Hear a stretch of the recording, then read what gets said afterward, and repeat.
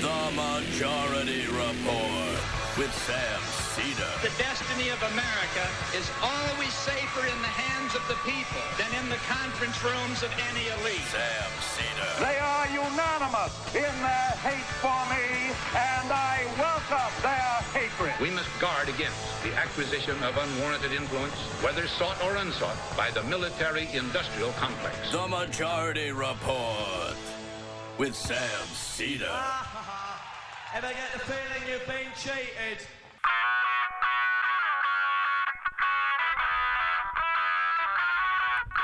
It is Tuesday, December 11th, 2018. My name is Sam Seder. This is the 5-time award-winning Majority Report.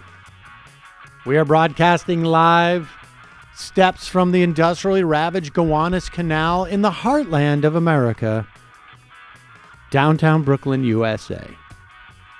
On the program today, Eric Levitz, staff writer, New York Magazine, answering the question, when will the mainstream media understand Republicans are authoritarian conmen? Meanwhile, the Trump EPA to weaken the clean water protections you thought we would enjoy. Covert foreign agent Maria Butina cops a plea, supposedly cooperating. And tech bro Reid Hoffman to start a Koch brothers style voter database. We're going to get rid of that two-party system, folks. It's just going to be two-billionaire system. Trump administration shielding Wells Fargo's college student gouging. And the Farm Bill looks close to passage. The Democratic win in the midterms has saved SNAP access for millions of Americans. Meanwhile, Kavanaugh and Roberts pass on the question of Planned Parenthood funding in a classic keep your powder dry scenario. Across the Atlantic, Brexit is FUBAR, and I don't have a clue as to what's going on. I'm going to find out what the hell is going on over there. I have no idea. Can't follow it. One detail is Theresa May got locked in a car, and someone picked up a mace. Oh, yeah. That sounds... He did do that. There's a special mace because they do Harry Potter government over there. And somebody picked it up and he got in trouble. Meanwhile, thousands of Florida absentee ballots uncounted because of that bombing scare before the election. And folks, I hope you your windows and doors are locked. Half the troops are leaving the border. Now we're like naked in the face of the caravan. All this and more on today's program, ladies and gentlemen. Yes, it is a famous Tuesday version of the Majority Report. Of course, we do a version every day. And we do so because our members support this program. You can be one of those people. What do you get? You get your podcast commercial free.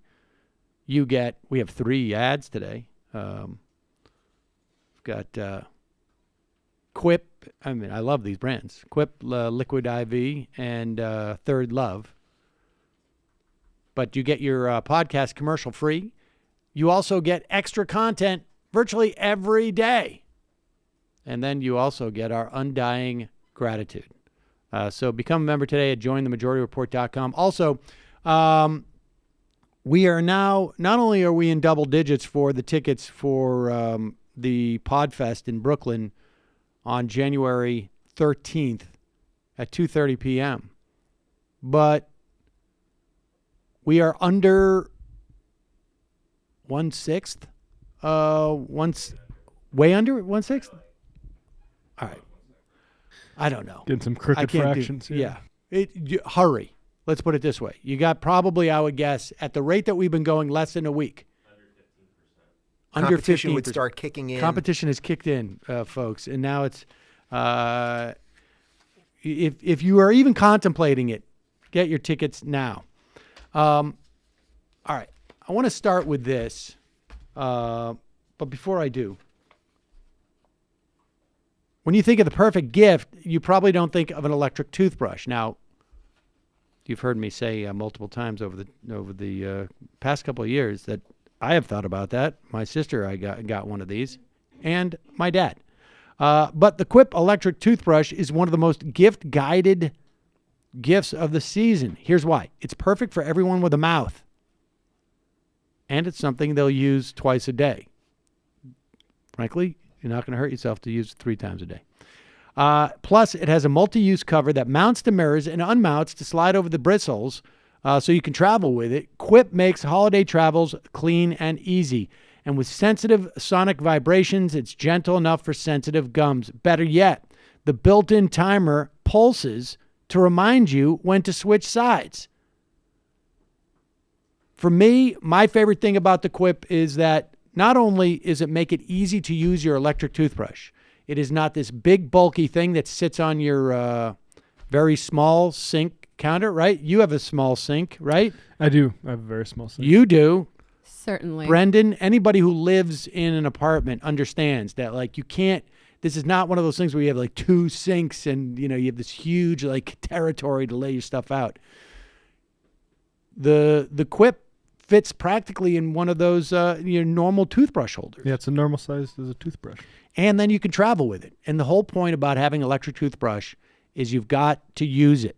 And then also, don't forget, you got to angle, come down from the gums, brush away. I'm not even going to go into the periodontal work that I've had and what they found up there when they do that the deep cleaning. So please. But the Quip is a fantastic toothbrush. Almost everyone I know now has a Quip. I am not being facetious about that. Both my sisters, family, friends. It's the longest I've used an electric toothbrush because of the replacement heads. Boom. What did I tell you at the beginning of this? It's the most important thing about an electric toothbrush is that you use it. And that's why I love Quip and why they've had over 5,000 verified 5-star reviews. It looks like a big ticket tech gift with a stocking stuffer price, just at starting at $25. And if you go to getquip.com/majority right now, you get your first refill pack free with a Quip electric toothbrush. But you don't have to tell your giftee that. That's your first refill pack free at getquip.com/majority. Got to change that brush head every 3 months. This makes you do it, and inexpensively. Also, staying properly hydrated, particularly this time of year. You're traveling. Maybe you're drinking a lot. Maybe you got a cold. Thankfully, Liquid IV provides the same hydration as drinking 2 to 3 bottles of water. When we get the boxes in here of Liquid IV, they last about 3 days. I'm not pointing fingers at anybody, but because you're all culprits. You all know who you are. It has 110% daily value of vitamin C, B12, and non-GMO clean ingredients. It's a healthy alternative to traditional sports drinks, and it delivers hydration to the bloodstream faster and more efficiently than water alone. It's because of the vitamins and minerals, folks. I'm no scientist, but that's what I understand. 5 essential vitamins. It also has more vitamin C than an orange, and it's much potassium as a banana. I love Liquid IV. I know you will too. Right now, my listeners get 20% off at liquidiv.com when you use my code MAJORITY at checkout. That's 20% off anything you order at Liquid IV's website. So go to liquid-iv.com. That's liquid-iv.com. Enter promo code MAJORITY. Get your savings. Start getting better hydration. Liquid-iv.com. Promo code MAJORITY. Don't wait. Get hydrated today. And lastly, support for today's show comes from Third Love. What they do is they use millions of real women's measurements. Third Love designs its bras with breast size and shape in mind for an impeccable fit and an incredible feel. Here's what you do. You answer a few simple questions from Third Love's Fit Finder quiz to find your perfect fit. I have seen it, actually. There's a whole diagram about your breast size or where your breasts go in different directions. It's some complicated physics. I understand. Third Love offers double the number of sizes that most brands offer. Cups A through H, bands up to 48, and with lightweight memory foam cups, straps that won't slip, and tagless labels, you want to wear these soft, breathable bras and underwear every day, especially the new cotton T-shirt bras and underwear. Thanks to a 100% fit guarantee, returns and exchanges are free and easy. I'm going to be honest with you. I have not tried these bras. I do not wear bras. I have never worn a bra. I don't anticipate wearing one in the future. However, good friend has told me that the things she likes about it, they don't have a zillion options. So it's easy to choose something quickly. The fit is great. They tell me they usually have to return most bras they order online, even though they're in the proper size, because bras, like anything else, the sizing sometimes can be off. She ordered 2 bras. They both fit. She said that almost never happens. They're super comfortable for everyday use, but not as boring as most T-shirt bras. So you don't feel basic, but you do feel comfortable. Third Love knows there's a perfect bra for everyone. Right now, they're offering my listeners 15% off your first order. Go to thirdlove.com/majority now to find your perfect fitting bra. Get 15% off your first purchase.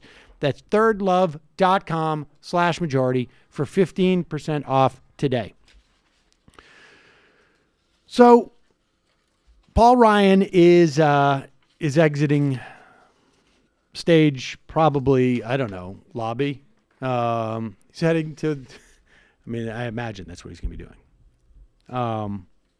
And he is, I have not seen all the stories that are attempting to salvage his legacy quite yet.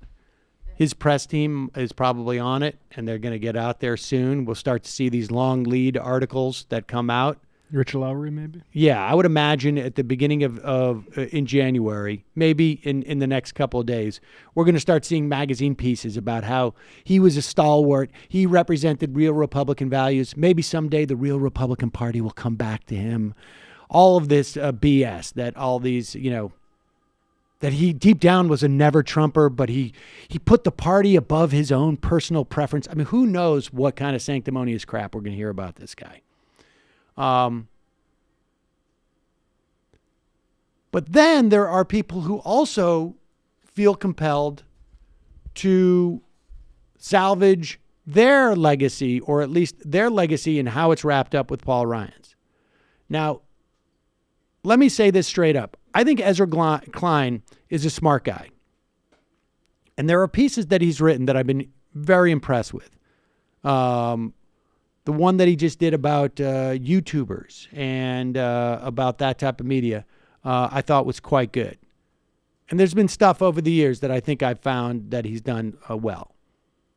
But one of the tendencies that he's had that I have witnessed over really, I probably close to my entire professional career, from back when he was, I think, at the American Prospect, and is the tendency that is, and I think, when we talk to Eric Levitz about this, we're going to see it across the board, that is to want to be considered to be a serious thinker, and therefore suspending his disbelief in realms of politics that are about politics. I understand and I appreciate policy analysis, but policy is irrelevant if the policy is being promoted as a fig leaf for something else, or if the policy is being offered in something with less than good faith. There has been so many instances of Paul Ryan. Just off the top of my head, I'm thinking about like his plan for Medicare. And his plan for Medicare was to totally privatize it. But the argument was, well, we're still calling it Medicare. So it's not fundamentally changing Medicare. It's Medicare. But the whole point of Medicare is not the name. The whole point of Medicare is that it is a government-run, sponsored health insurance program. It's not a voucher system. Public school is not taxes taken, the money put into a fund denoted public education, and then handed out to private schools. That's not public school. That's private school funded by the public. That's just one example that comes to my mind, but that is the most classic illustration of Paul Ryan's BS. So, Ezra Klein has written a piece at Vox entitled Paul Ryan's Long Con. And in it, he spends the first couple of pages saying Paul Ryan's reputation was built on the back of his budgets. Draconian documents that gutted social spending, privatized Medicare, and showed the Republican Party had embraced the kinds of hard fiscal choices that George Bush had sloughed off. And Ryan presented himself as the wonkish apostle of the new GOP, rolling up his sleeves and running through the charts, graphs, and tables that made his case. And this is about how Ezra Klein says that Paul Ryan never did what he said he was going to do, which was to cut deficits. In fact, deficits grew at a time when we were expanding our economy, and they should have shrunk. And you should know, for the sake of this, that I think Ezra Klein has been fairly consistent in not caring that much about deficits in specific, per se. Certainly, I don't. But Paul Ryan claimed to. Now, in the entire 15 years I've been doing this, starting with George Bush cutting Social Security, there has been near unanimity on the left of understanding that this whole deficit thing was largely about a fig leaf to cut things like Social Security and Medicare so that rich people could have more taxes, and probably to put most Americans in a weaker position when it comes to negotiating with corporations who might hire them.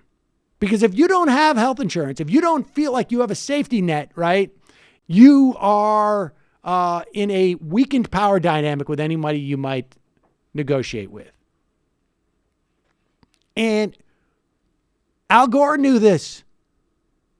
That's why he was calling for the lockbox, that thing that he kept getting made fun of.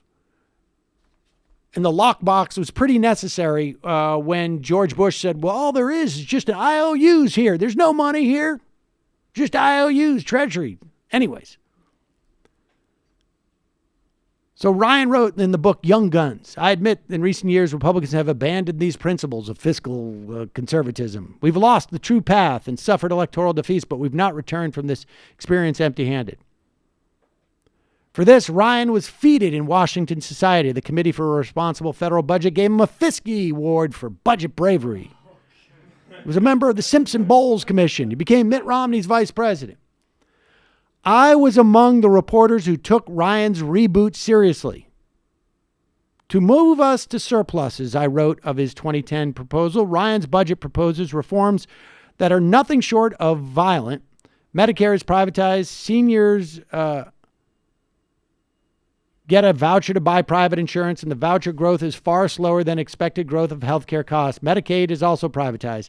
The employer tax exclusion is fully eliminated, replaced by tax credit that grows more slowly than medical costs. I didn't agree with Ryan's policies, but at least he was making the trade-offs of his vision clear. But to critics like New York Times' Paul Krugman, Ryan was an obvious con man, weaponizing the deficit to hamstring Obama's presidency, weaken the recovery, and snooker Beltway centrists, eager to champion a reasonable-seeming Republican. Now, this is an interesting rhetorical trick that Ezra Klein performs here, and I don't know if he's aware of it. The way that he refers to himself is, I was one of the reporters who took Ryan's reboot seriously.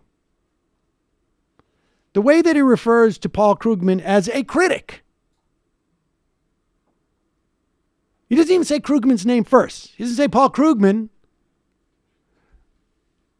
the Nobel Prize winning economist, was critical of Paul Ryan. He just says to his critics, like Paul Krugman. Now, what is the rhetorical trick that's being played here? Imagine if I said to you, instead of I was among the reporters who took Ryan's reboot seriously, it would be among his supporters, among his sycophants, among those who were credulous of Ryan, I took his reboot seriously. I mean, you see the rhetorical trick here. The rhetorical trick is that Paul Krugman was inclined to be critical of anyone, and therefore his analysis was just coincidentally right. Now, I may be overstating it a little bit to show this rhetorical trick, but that's the rhetorical trick that's being played here. And then Ezra goes on to say, and his budgets for all the hard choices didn't actually add up. They included massive tax cuts with underestimated costs and unspecified finding, which is what led Krugman to call him a charlatan back in 2010. Ryan had waved this away as nitpicking. Well, but his critics predicted he would lose his appetite for hard choices the moment his party returned to power. He hasn't changed. He has merely rebranded. The numbers proved them right. Ryan was elected Speaker of the House on October 29, 2015. Over the next 3 years, annual deficits increased by almost 80%. Now, and then he goes on to say, to Ryan's supporters, this is unfair. Being Speaker of the House, the most Faustian job in history. But then Ezra says, I think that's too kind. As Speaker, Ryan had tremendous power. He could have done this. He could have brought immigration's compromises to the floor, but he had PAYGO. But he didn't put PAYGO down for tax cuts, et cetera, et cetera. We are the choices we make, and Ryan made his.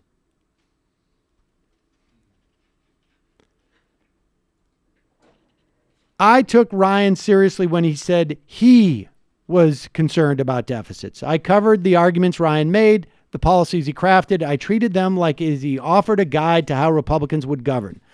I listened to when Ryan said things like, in Europe, generations of welfare-dependent citizens are hurling Molotov cocktails because their governments can no longer fund their entitlement programs. We can't let that happen here. Now, here's the problem. This story about why Paul Ryan was a con man is interesting, but it's not a huge newsflash. Because Paul Krugman was saying this 8 years ago. The interesting story is, why did you take Ryan seriously when he said he was? What is the failure of Ezra Klein, and not just Ezra Klein, but all the other centrist reporters? And I don't know what that means. I don't know what a centrist reporter means. Credulous. Credulous reporters. Why were you so credulous when Paul Krugman wasn't? That's the only interesting story here. It's not that Paul Ryan's a con man, because Paul Krugman and others told us that 8 years ago. The interesting story is, why do you, who was at the time one of the premier Washington Post policy analysis people, why were you so credulous? You've told us the numbers didn't add up, and there were other people who knew he was a con man and he wasn't serious. What made you take him so seriously? There is no such thing as policy in a vacuum, particularly when it comes to politicians. Right? Like, I don't even think there's policy in a vacuum at a think tank. But when you're talking about a politician, why is it that the media will be credulous, so credulous, with reams and reams of evidence to the contrary? when it comes to the Iraq war, when it comes to the notion of deficits. I've said on this program many times before that the reason why the press early on was not capable of dealing with the lies that were coming from Donald Trump was because they had not exercised that muscle that made them assess the validity of a claim when it came to Republicans in at least a decade or two. And the chickens have come home to roost. And the bottom line is we still see it. We still see it. It's irrelevant that you call Paul Ryan a con man now. It's irrelevant because he's leaving office. The time to call a con man is when he's in the midst of conning people. When you say in retrospect he's a con man, that story is boring. The interesting story is, why did the marks, what was it about the marks who are still amongst us, who are still providing us an assessment as to whether we can trust certain politicians? Why did they get conned? And that's not in this story. We're going to take a quick break. When we come back, we're going to talk to Eric Levitz about the conning that continues to go on.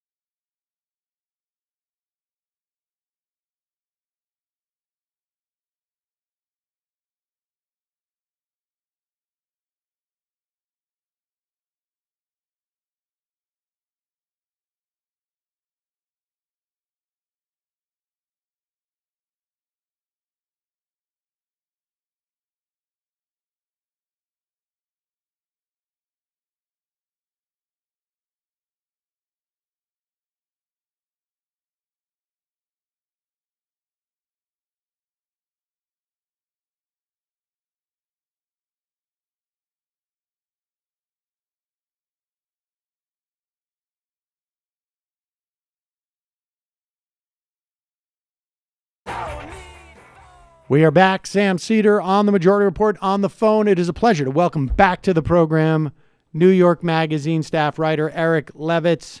Eric, welcome back to the program. Thanks for having me. So, Eric, you had a piece just a couple of days ago, I guess. The GOP is making its contempt for democracy clear. Will the mainstream media? I think we all know the answer to this, but let's talk about specifically what you're talking about, because I just went through my diatribe of, and you know, Ezra Klein, more or less, I think, entered into the sort of center left world of punditry and reporting. He's a reporter. I am not really in any way, but around the same time. Back in the early aughts. And he wrote a piece about, you know, as you know, Paul Ryan being a con man. And for me, it's a lot less interesting that Paul Ryan's a con man. In the piece himself, he said that we got fair warning from a New York Times columnist about this, who was fairly prominent at the time, that Paul Ryan was a con man. But why this happens? And you've written a piece about the failure of the mainstream media to notice the Republican Party's repeated examples of not giving a shit about democracy. Just lay out those examples. Sure. So the jumping off point for the piece was the events in North Carolina's now 9th House District, where, you know, in North Carolina, the Republican Party has pushed voter ID laws very strongly, had really sounded the alarm about the threat that voter fraud poses to American elections, and they were obviously not alone in doing that. The GOP, since at least the second Bush administration, when they launched a 5-year Justice Department investigation into voter fraud and ultimately produced no evidence, but nevertheless persisted in pushing the idea that restrictions on voting were desperately required to avert this phantom threat, has really been committed to the idea that, look, even if there's like a 1% chance that our elections are going to be tainted by fake votes, then or people voting who aren't allowed to vote, perhaps because they're African American and were subjected to abusive policing and then got into the criminal justice system, and then we decided to disenfranchise them for that. But that aside, that this is such a terrible thing that it's, you know, if we need to disenfranchise poor voters who don't have driver's licenses, that's just the price that we need to pay. If we need to prosecute immigrants who are here legally but aren't yet qualified to vote and they didn't quite realize that and they cast a ballot that they shouldn't have, we need to put them in prison for 8 years, as prosecutors have been doing, because it's just the integrity of our elections is just that darn important. And then we have in North Carolina's 9th House District a Republican candidate hiring a convicted fraudster to essentially run a completely fraudulent absentee ballot operation where he hired people to go around this county, Bladen County, North Carolina, and collect absentee ballots, bring them to him, and the ones that he liked, he would file. The ones that he didn't, he would destroy. Now, Eric, hold on. To be fair, who better to pick up fraudulent ballots than a fraudster? No, I don't fault the hiring decisions that were made, just the general ethical orientation of the operation. Right. But so this happens. There's overwhelming evidence, not just evidence that this scheme possibly cost the Democrat the general election, but that actually the incumbent Republican congressman was a victim of this same scheme in the Republican primary and probably lost his seat to it. So a Republican was victimized by this fraud. But the overall upshot of everything was that the Republican was going to hold that House seat in the swing district. And so initially, the North Carolina GOP, the party that was all about protecting the integrity of our elections, decided that, you know what, actually, well, preventing voter fraud is, on the one hand, worth disenfranchising black voters to prevent. Ensuring that a House election isn't stolen amidst overwhelming evidence is not worth waiting a couple of weeks to finish the investigation. They called for the Board of Elections to immediately certify the results. They sent out donor calls that tried to raise money off the idea that Democrats were illegitimately trying to steal the election by insisting on an investigation into the evidence of election fraud. And they also, alternatively, some others began using it as an excuse to push for even stricter, less access to the ballot, to cut down on mail-in voting, because, look, see, it's such a huge liability in our system. Meanwhile, in the legislature, North Carolina Republicans put forward a bill that, totally neutral, fair rule that's just stipulated that the party in the state that has the second most registered members, that party should control all of the county election boards in even-numbered years, and then the party with the most members should control it in odd-numbered years. And then this way it's split and it's fair, which in North Carolina, Republicans have the second most number of members and apparently anticipate that they aren't going to grow their party, and so are legislating that in every year where there's an election, all of the election boards need to be controlled by us, which, right now, those election boards are the one thing standing between them and stealing this House race. So since I wrote the piece, North Carolina Republicans have realized that their situation is untenable and have started to gesture towards being possibly open to a make-up election. But nonetheless, that's what they've been doing. And so my argument is, like, if you have something this blatant here, up to this point, the mainstream media, whenever covering this issue, has always made a point of, acting as though we need to give the benefit of the doubt Right. that Republicans have this legitimate concern, and every story has at least one quote from them saying this. In the face of a blatant admission of bad faith, this clear, is the mainstream media going to, accept that no, actually, you know what, there is only one major party that is even facially, even superficially committed to democratic governance, and the other one isn't, and that's like a pretty important thing for the fourth estate to be able to communicate to voters. And thus far, that has not been the case, despite not only events in North Carolina, but also the power grab in Wisconsin and Michigan, et cetera. I want to talk about that in a moment, but just I want to remind people too that not only was the Bush administration up to a 5-year investigation where they found, I think, literally nothing.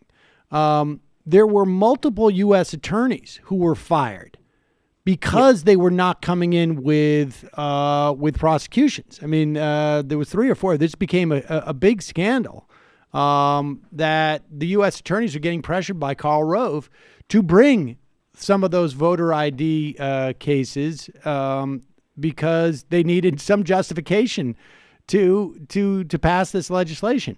And when we talk about what happened in Wisconsin, there's and what's happening in Michigan. I mean, first off, we had years ago indication of this when the in Michigan they passed the city manager rule, right? The failure of democracy, which led you could draw a straight line, frankly, to the poisoning of children in Flint by the water because of that.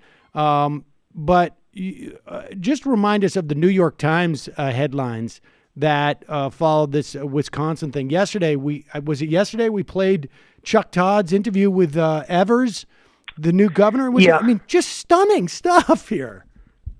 Yeah, no, Todd came after my article and really then validated my pessimism even more than the Times did. But the Times wrote a couple stories about it. One of them infamously, I think they changed the headline, but was headlined "Wisconsin Republicans defiantly, quote, stand like bedrock in the face of Democratic wins." My point was that both of their articles on the fight in Wisconsin did not ever. You're covering this dispute, this contest of who is legitimately has a claim to wield power, the legislature or the executive branch of the government. And in neither of these articles was there even a moment observing that the statewide officers, the incoming governor and attorney general, were elected with the plurality of the vote, were democratically elected, where the state legislature was not, where it's controlled by a party that actually received fewer votes for the assembly and fewer votes statewide than the other party, and yet the party that does not actually have any popular, the branch of government that does not have a popular mandate for its majority is taking powers away from the branch that does. And again, Republicans themselves are not actually all that deceitful about this. The Wisconsin Assembly Speaker Robin Vos stated explicitly that he told reporters, we would have a majority if it wasn't for Madison and Milwaukee. If you just don't count all the people who live in those cities, then we would have a majority, and so therefore we should govern the state.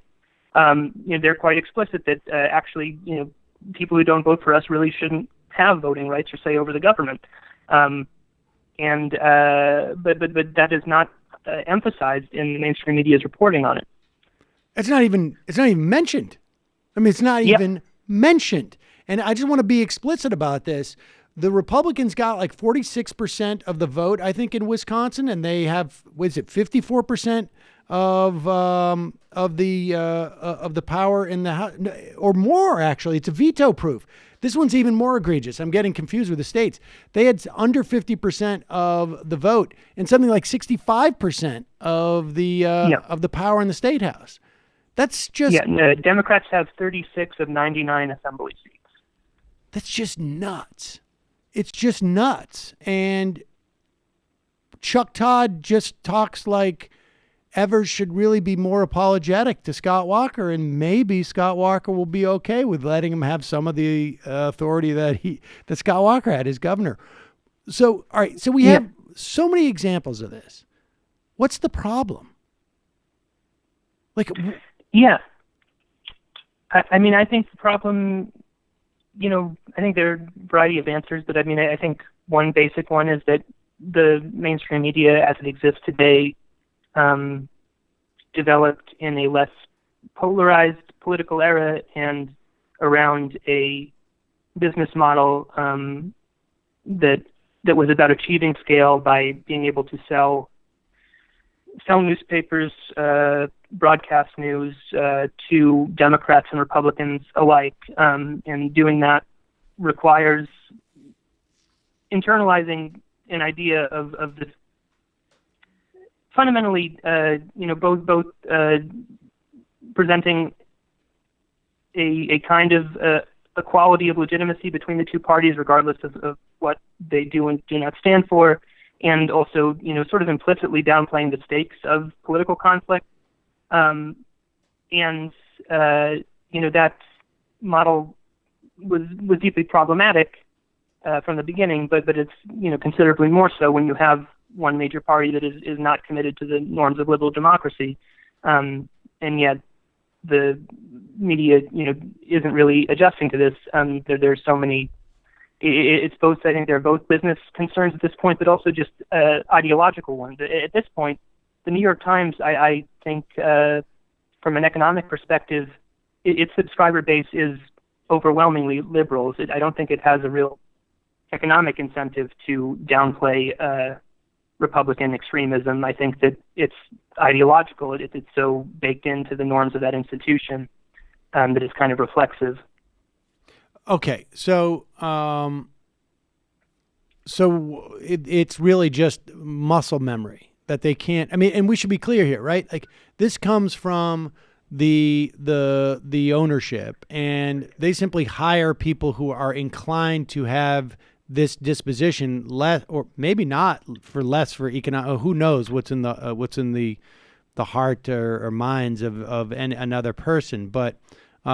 Their career is built on that same sort of like brand. Like, I take both sides seriously, regardless of any evidence that may be out there to suggest that one of these may not be a good faith actor. Yeah, I think there is also the need to preserve access to sources in both camps, as far as just it was, I guess, a legitimate practical necessity if you're going to do reporting on negotiations in Congress and being able to get, word of where it's heading to the public before it becomes common knowledge. Then you do need to have Republican staffers who are willing to talk to you. And if your paper describes in forthright terms what the Republican Party is today, maybe that's not possible. I don't know. I could think of excuses, but it. Regardless, it comes with significant costs. So, what is there? I mean, is this the way it's going to be? Like, I mean, like I say, this is, I feel like I have been, more or less fighting this fight as consistently as anything else that I've done over the past 15 years. I mean, 14, 15 years ago, we shut down the phone banks at the New York Times Washington Bureau because of Adam Nagorny on the radio. And I don't know what Adam Nagorny is doing these days, but aside from that, it didn't seem to have much impact. Yeah, well, I mean, I think the media environment is really different. You mentioned the Ezra Klein piece.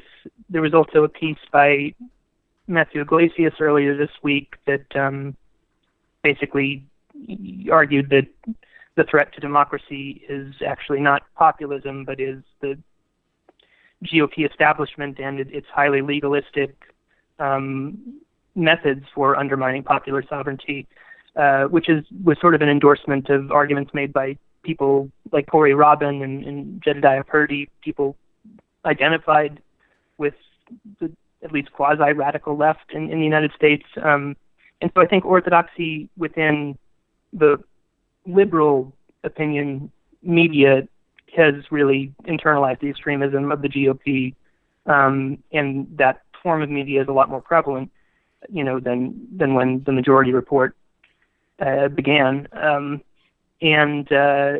So I think that there's movement in that sense, and I think that it's, there's never going to be an equivalence between the sheer hackishness of each side's infotainment propaganda apparatuses, because there is just a certain amount of intellectual integrity that liberals tend to have more of than conservatives. But I think that Pod Save America is kind of a quasi Limbaugh for the left, and its attitude towards Republicans, even though it is establishment Obama staffers, it's a considerably more more sweeping critique than what we've seen previously. And so there has been movement, I think, in how the average Democratic voter is being told to think about politics by their media, and I think that that's potentially significant. Yeah, I mean, I think that's true. I would agree with that, and I think your point about that integrity, it also strikes me as the structural disadvantage in this playing field, and maybe it's a disadvantage. It may be for the benefit of all of us, is that compensation in in this arena for the left and right is different. On the right, it's cash.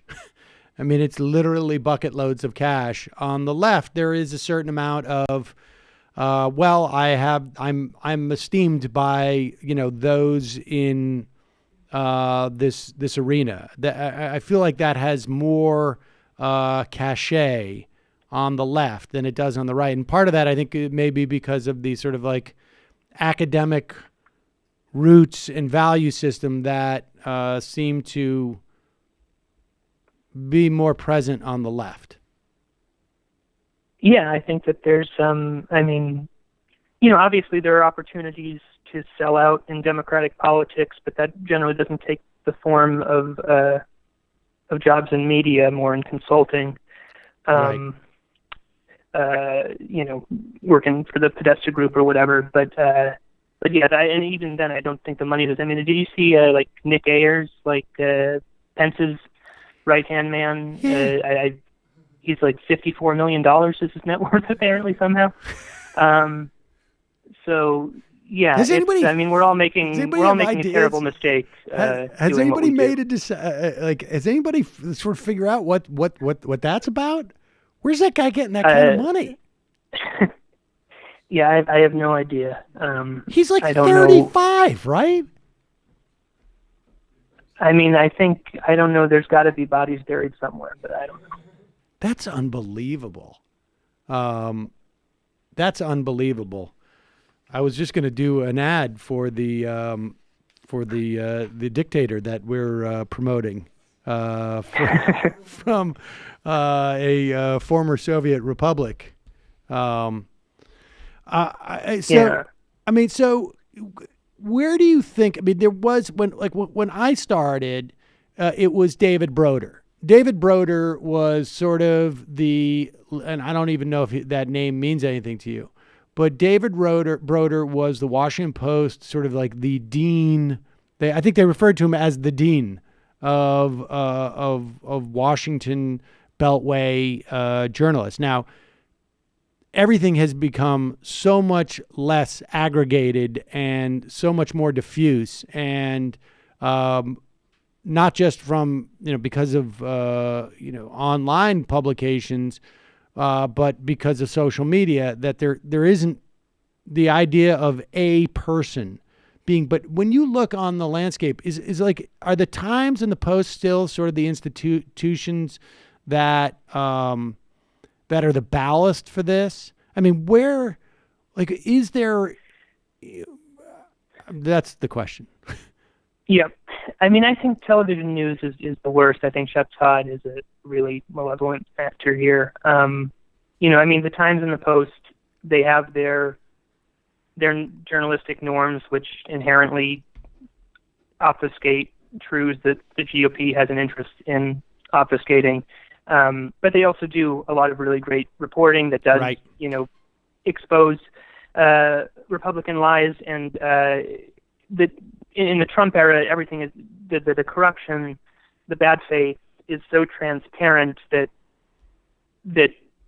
more than ever before, objective reality has this liberal bias, and the response of institutions like Meet the Press, at least according to one Media Matters report that I recently looked at, has been to say, well, the objective facts are so anti-Republican that we're going to have a panel where we're going to have an objective reporter, but that means that's basically a liberal, and so then we need two conservatives to sort of balance that out. So you have these panels that are heavily Republican, and not just heavily Republican, but Eric Erickson is a respectable conservative who can come on Meet the Press and talk, like the guy who wants to throw leftists from helicopters into the sea. I mean, if you imagine what the left-wing equivalent of that would be, it would be some kind of Maoist tanky or something. Right. You can't really imagine that Chuck Todd is going to have on. It's so yeah. I don't know. I think that I don't know how influential those institutions are anymore. Is the potentially good news? I don't really know that the audience for Meet the Press is really getting that much of their understanding of politics from that show. Right. But to the extent that it is, it's not good. There must be some weird data about that, because Meet the Press has had that problem. I mean, we can say now objective reality is considered left. So we have a non-biased reporter on, and they're supposedly the liberal or the left voice. But whatever the scenario was 10 years ago or 8 years ago or 15 years ago, exact same makeup of a panel. Exact same makeup. I mean, I think it was, I think the joke still is, if it's Sunday, it must mean a Republican, the panel is all Republican, essentially. Or just 5 John McCains, just a clone of him. Exactly. I mean, now that John McCain is gone, it's opened the door, and Eric Erickson walks through, I guess. But I mean, it would be interesting to see if there has ever been a sort of an assessment of what exactly cable news now does in terms of like public opinion, and obviously it goes through, right? Like, because when we say public opinion, I mean, it seems to me these narratives are fought, like there's like 15 to 20% of the turf is where the battle is fought over, right? Like there's like, and then the idea is that if you can win the majority of that 20% of the turf of our, sort of societal landscape, then the other 80% will more or less come along, right? That's the theory here, right? Like, I mean, I'm just trying to think of like why I do this every day. And if we can move, 0.5%, 0.05% of the broader population, if we have, I don't know, tens of thousands, maybe 100,000 people that we can convince of a certain narrative, but the idea is that it implicates that most of those people are on Twitter, and the only people who talk politics on Twitter are listeners of a daily podcast, and then media, political media, that it shapes their coverage, and then this sort of diffuses out to the general public. I mean, do you have a theory about that? Yeah, well, I think that Fox News is incredibly effective because you don't need to opt in to Fox News necessarily to get brainwashed by it, as these studies have shown, that in places where Fox News is added, and I think like it's a fairly low channel number, so people just happen to click on it more, that you see this shift towards Republicans where, people who weren't necessarily all that conservative, suddenly their source of news is reshaping their minds, and it's presented as fair and balanced or whatever, and they don't necessarily internalize the partisan end of it. But I think that across the board, what these media outlets, I think, like Fox News and obviously in a much more limited way, the Majority Report, I think are probably most effective in building out the ideological consensus or views within the partisan tribe. That Fox News has turned a lot of right-leaning Americans into just nativist paranoiacs, proto-fascists. And I think that institutions like the Majority Report and like left-wing media, I think, potentially give partisan Democrats a more sophisticated understanding of what progressive politics is about and what they should be on the lookout in terms of policing the direction within their party. But yeah, I don't know. I don't have access to data to determine how much progressive media is making a difference with that whatever small chunk of largely white, non-evangelical Midwestern voters who aren't firmly in one partisan camp or another. What is reaching them? I do think I've written about this before, that there is this problem for Democrats where Fox News, you can have such a coherent mass. It's the coherence. Network.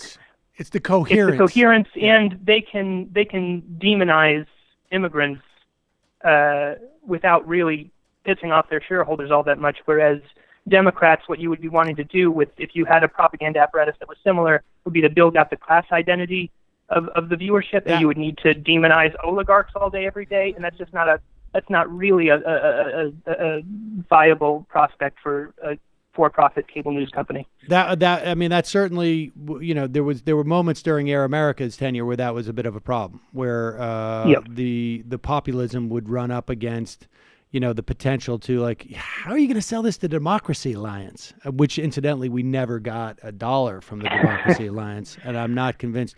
And I think part of that was also just like radio in and of itself, aside from the message, the medium itself is highly populist, and so the tenor and the tone of it, and so if I hear you correctly, what you're saying is that the jury's still out as to whether I am completely wasting my life. I would say so, yes. All right. Well, I appreciate that. Eric Levitz, thank you so much for your time today. We got a link up to that piece. GOP is making its contempt for democracy clear. Will the mainstream media, as well as your next piece, conservatives are right to write off big cities. Eric, thanks so much for your time today. I really appreciate it. Yep, thanks for having me. Bye-bye.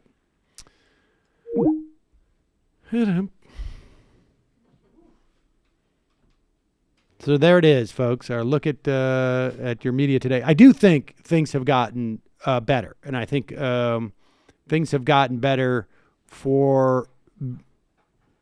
in part because audiences have gotten smaller, less aggregated. Because of Twitter, and people have to remember that in 2003 there was no mechanism. The only mechanism I recall, Atrios had his blog, Josh Marshall had his, Daily Kos was up there, Liberal Oasis, Bill Shares. There was one with Stoller and Jerome Armstrong. I can't remember what it is now, and Chris. But and Digby at one point. But there was Steve Gillard. There were, couple of dozen blogs. The biggest media critic at the time, the earliest one, was a guy, the Daily Howler. And you can go back and look at the writing is actually worth going back. I think it's the Daily Howler. Bob, I can't remember his name now, but there were no institutions on the left that were critiquing media in any way. There was no one who was quantifying, like, hey, it was all just like, it seems like, nobody, in the late 90s, it didn't necessarily occur to many people like, hey, how come everybody on TV is a Republican? This makes me think about how, like, the NBA, they didn't realize how valuable three-pointers were in, like, the 90s, so they weren't shooting enough of them. Like, yeah. Analytics comes around, and then you're like, wait a second, we've been fucking this up for a long time. Well, there was also, that happened with the Billboard charts. When they started to put in measures of actual sales in stores all across the country, music stores. So how you used to buy your music, Matt, you would go to a store and buy what was known as a record. And I just downloaded it illegally. No, but you couldn't download at that time. There was no internet. Oh. Yeah. And so when they computerized the stores, like actually could assess to combine the data, as opposed to just like checking out the top 5, tower records in the country or whatever it was for the Billboard charts, they found out like, oh my God, Phil Collins is not that popular. It's rap. And who would have thought? Yeah, like overnight, the entire music business changed because the illusion that they had been selling was wrong. We didn't have anything quite as dramatic when it came to cable news or TV news, but the opportunity for people, to address other people on Twitter and whatnot. Are you saying that communist newspapers like Socialist Worker did not have a wide reach in the population? Not then, but now much wider. Maybe slightly wider. Slightly wider. And speaking of Twitter, so let's talk about this before we go into the fun half. This guy now has been filling up my my Twitter thing, and I think he responded, and I sort of feel bad for him a little bit. This guy, Brandon Straka. He's the unsilent minority. Off to a good start. And he was responding to a tweet that I did to Dave Rubin. Because Dave Rubin was talking about how there's a revolt against Patreon, I guess. Because Sargon of Akkad got bumped from it or something. I'm not sure. To be honest with you, I haven't followed it. Yeah, they might be getting nervous. And if I shared a platform with Stephen Molyneux on Race and IQ, I might be worried about my Patreon too. Yeah, exactly. And so Dave Rubin, posted another thing. Like the guy lives in an alternate universe where what's going on, like with him, is really what's going on with everybody, because everybody has that experience of living in Hollywood and having a YouTube studio in your basement. Okay. And that is funded by the Koch brothers. And so he put out the revolt against Patreon is real. Can you pull up the Rubin? Yeah, you go. You got to go back there. Yeah, the revolt against Patreon is real. I'm weighing my options, but for those of you who want an alternative way to support, you can go directly to daverubin.com/donate. Oh, we probably shouldn't say that. We don't want to push too many people there. Yeah, don't go there, listeners. And so I wrote back, is this as real as Walk Away, or even really realer?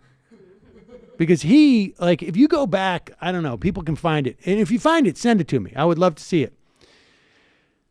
Like in September and in August, or before he took his break in June, he's like, something really real is happening. Things are changing. I can feel the ground shifting below my feet. Walk Away is going to be huge. And then he bagged out of the Walk Away march.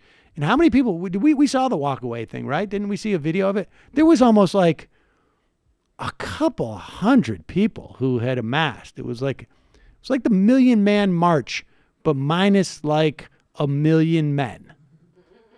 And yeah, it was more of a mosey, if I recall. Right. And then we saw this dude, what's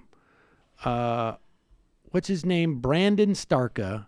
He is I think he's a model. Actor, model. He's trying so hard to be the new Milo, and he just doesn't have it. He doesn't have it. But he apparently, after we had talked about how hilarious his thing was, and like I say, he's a performer, so maybe he meant it to be funny. He wants to come on the show, and apparently he IM'd me, or not IM'd, tweeted me last night.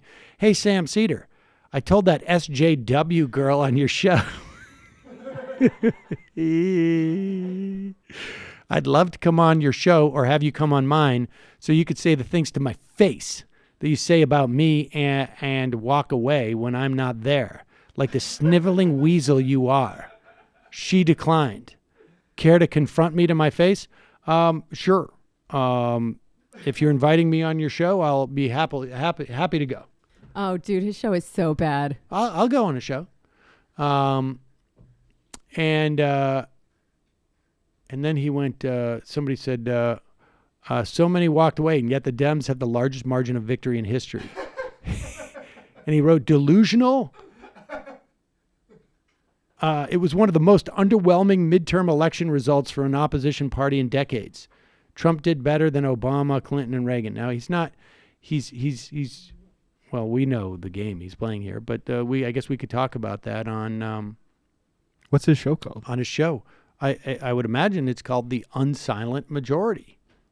I have a pretty good clip that I just forwarded to Matt. And someone said they offered you to call their daily live show any day and make sure you get through. You keep crying about not getting some kind of special treatment. And he said a phone call is cowardly. And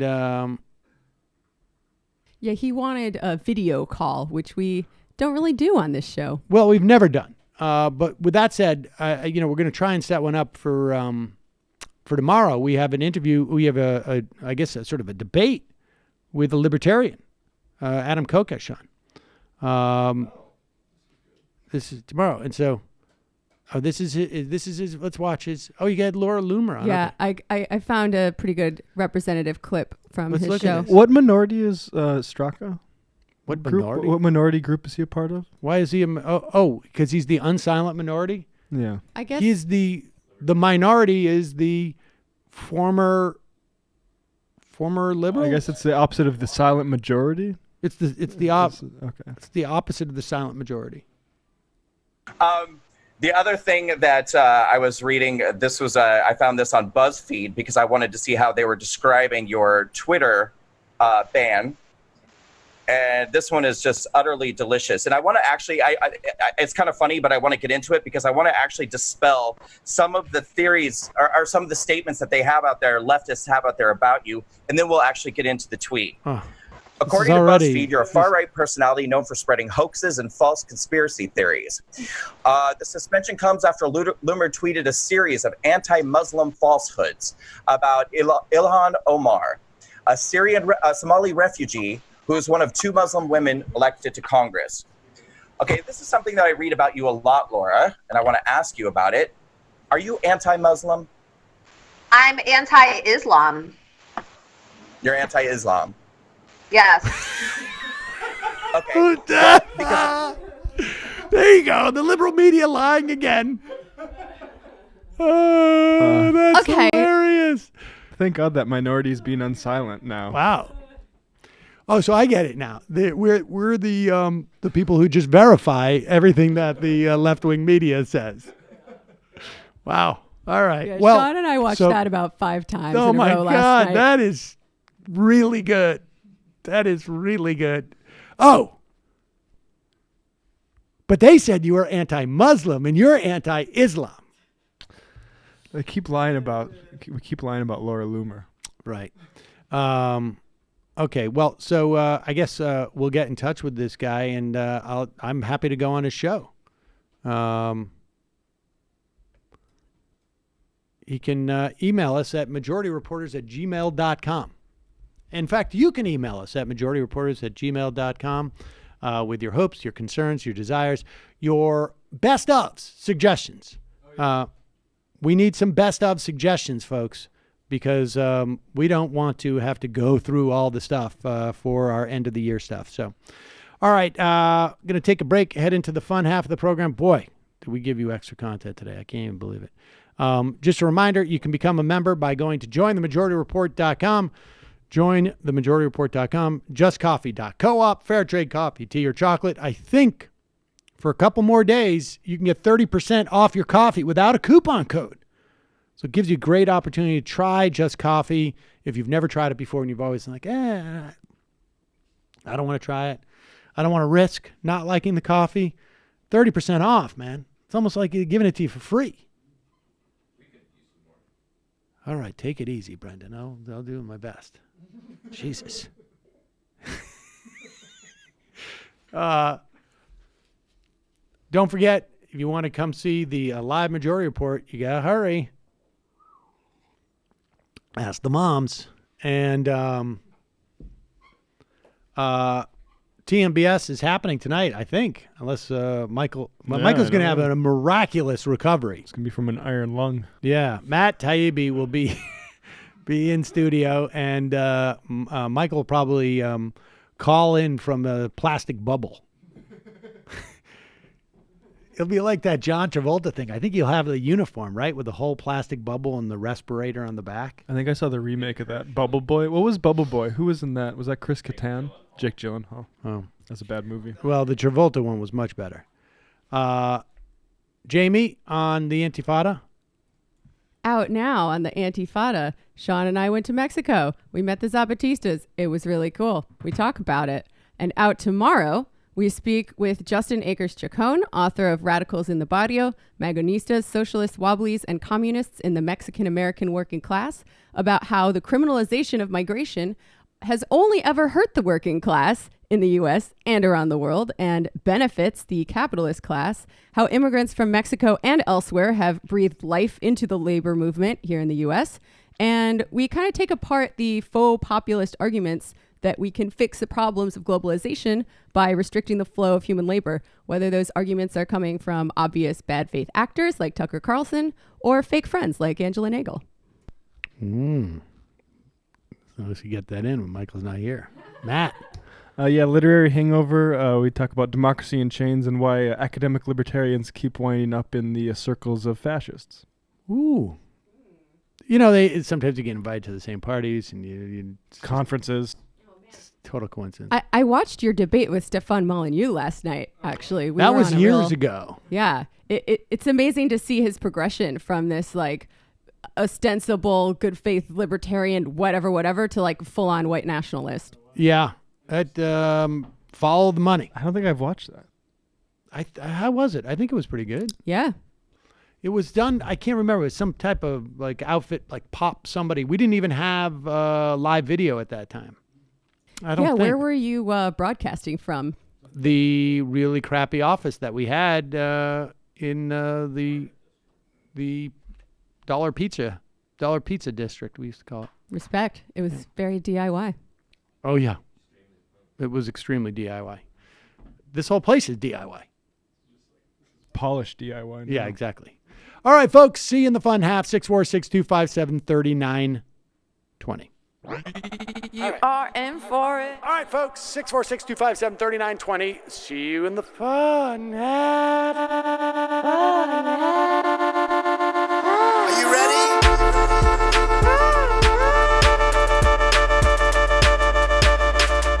Who sent us this?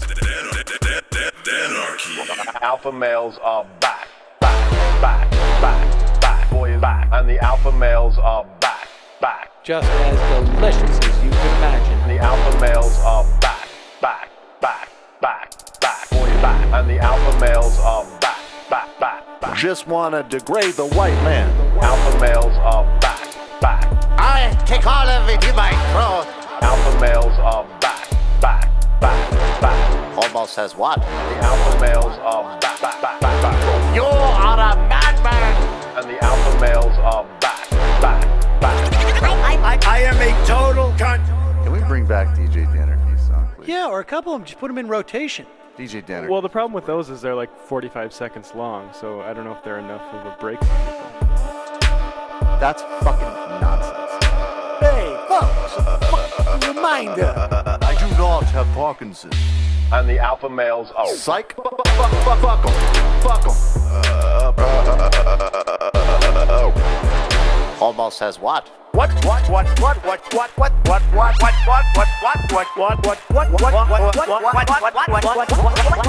Almost says what? Hell of a lot of bank. Hell of a lot of bank. Hell of a lot of bank. Hell of a lot of bank. Hell of a lot of bank. All lives matter.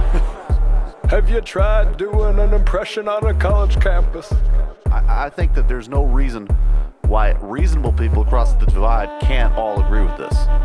Psych. the alpha males are back. And the Africans are black African. And the alpha males are back. And the Africans are black. See Donald Trump out there, doesn't a little part of you think that America deserves to be taken over by jihadists? Keep it at 100. Can't knock us. Come on. Fuck 'em. Things I do for the bigger game plan. By the way, it's my birthday. Happy birthday to me, Jew boy. I have a thought experiment for you. And the alpha males are back. Africans are black. Alpha males are back. Africans are black. Come on. Come on. Someone needs to pay the price for blasphemy around here. I am a total pussy. We are back. It is the fun half, ladies and gentlemen, the fun half of the program. As you know, we take your phone calls. Cowardly, of course, to take phone calls. But we do it anyways. All the brave shows don't Thank take you for any sort of calling into input. the Majority Report. That's right. Sam will be with you shortly. All the brave shows have the leaders of the walkaway movement. I'm trying to think of like what the goal of the walkaway movement could be and how it could have been any more thwarted than the 40 some odd seats that were flipped. Delusional. Totally delusional. So I've got some bad news, folks. I know a lot of our fans were fans of the NRA TV, and it appears that Dan Bongino, what is it? Dan Bongos. Dan Bongos? What is his real name? Dan Bongino. Dan Bongino.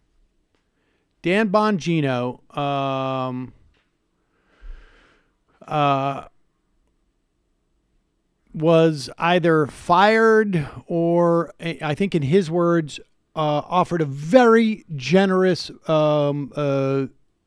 deal, but walked away from it.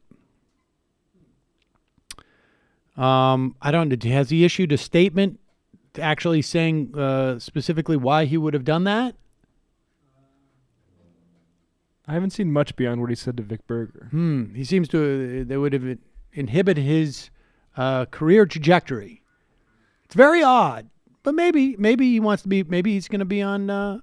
Maybe he's going to be on Fox. I mean, NRA's got to hire some lawyers, right, instead of talent. So Vic Berger, I guess, reported that based upon reporting from the Daily Beast, and Dan Bongino got very upset. He said something to the effect of like, "We're going to come to your house."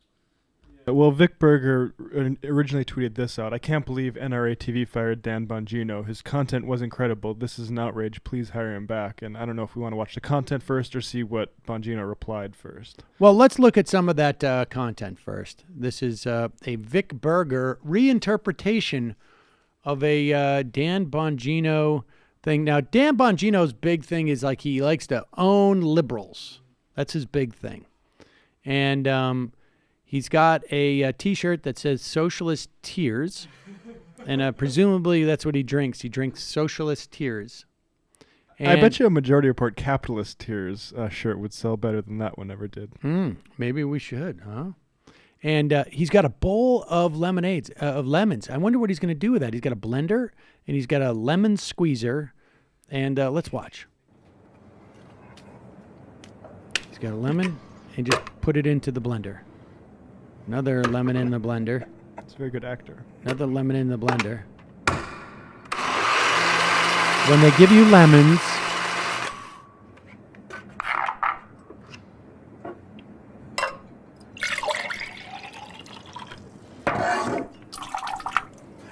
make lemonade. Piss in it. And enjoy the pissy lemonade.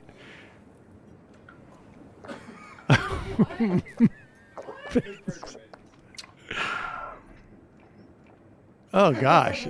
Refreshing. Eesh. NRA TV should hire Vic Berger. They should hire him.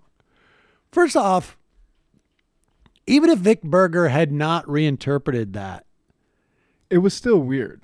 Aren't you supposed to peel the lemons before you make lemonade out of them? Yeah. I'd love to see some. Maybe if you're a cuck. But why would you have the lemon squeezer next to it if you were just going to put them in the blender?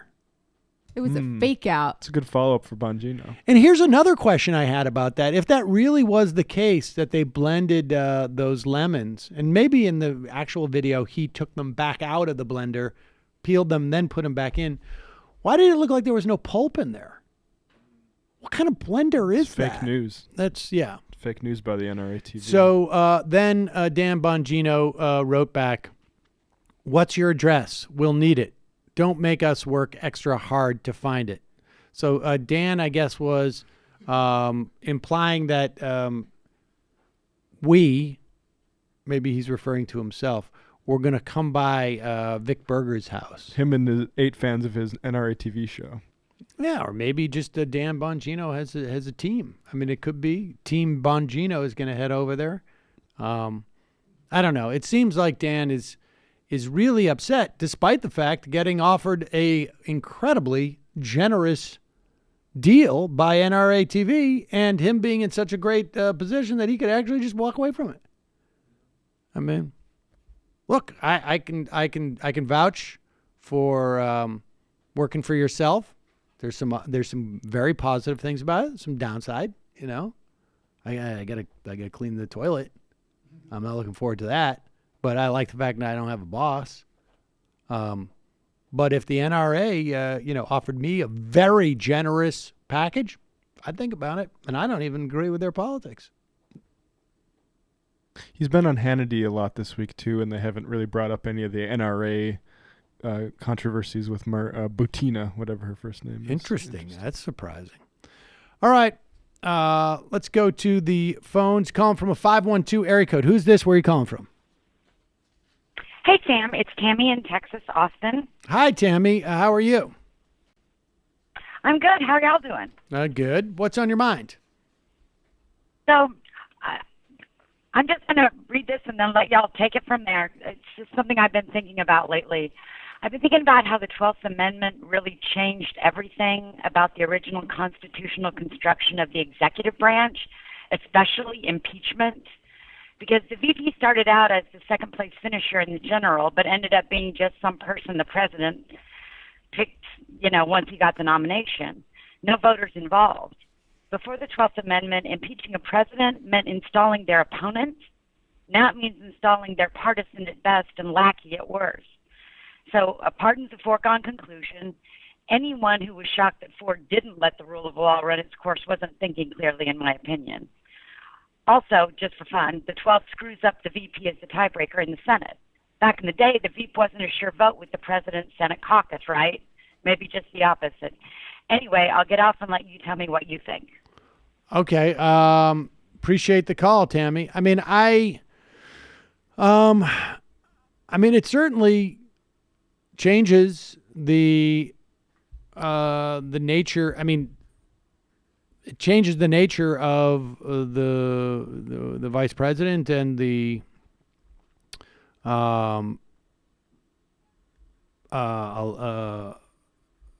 you used to have 2 electoral sets of votes for the vice president and the president. I mean, without a doubt, it makes those changes. I'm not sure. I'm not sure what the point is. I mean, I think there is I'm to be honest with you, I've never contemplated would we be in a better position if the vice president was, not necessarily picked by the president or not of the same party. I think it would. I don't know. I haven't really thought about it, to be honest with you. I mean, my knee-jerk reaction is like, I don't know what difference it would make. I think in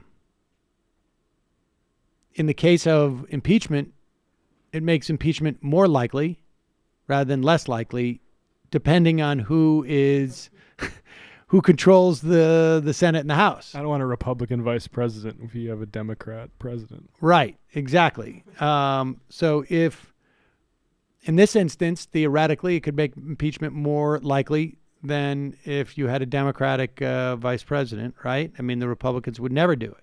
So I don't know. It's hard to, I got to think about it more, but it's an interesting thought. I'm not sure to what end. Calling from 478 area code. Who's this? Where are you calling from? Sam, this is Jeff in Georgia. How are you today? Jeff in Georgia. Hi.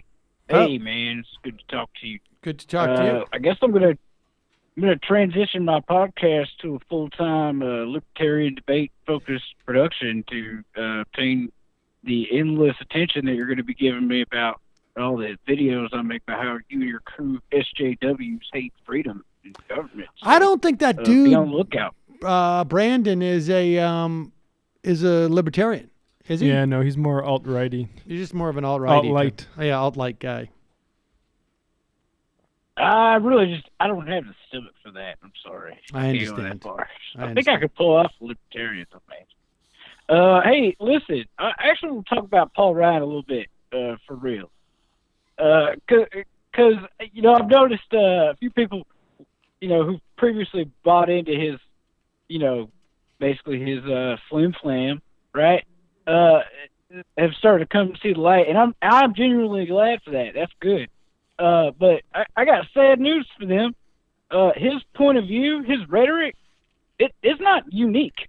Right. It's mainstream in right. the GOP. If he's a hack and a con man, they are all hacks and con men.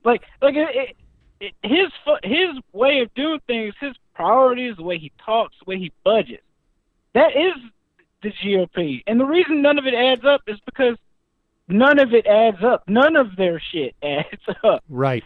And I don't understand at what point this fetishization of balance is going to be given up in the name of fucking caring about what's true, Sam. Well, it's never going to be given up in the name of caring about what's true. I mean, I thought Eric Levitz's point about these media in this country grew up in an era where you needed Republicans and Democrats, left and right, as audience members, and so there was a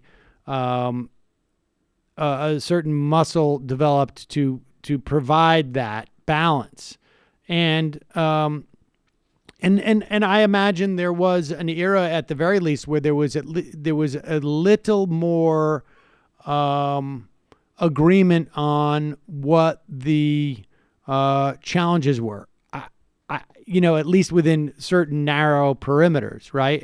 Parameters, I should say. It's a problem, and I think it's one that's only going to get solved. I don't know that it's going to get solved. I think it's just that we're going to have less influential. There's going to be less singular media outlets that are as influential. Cable TV is going to become less relevant over time.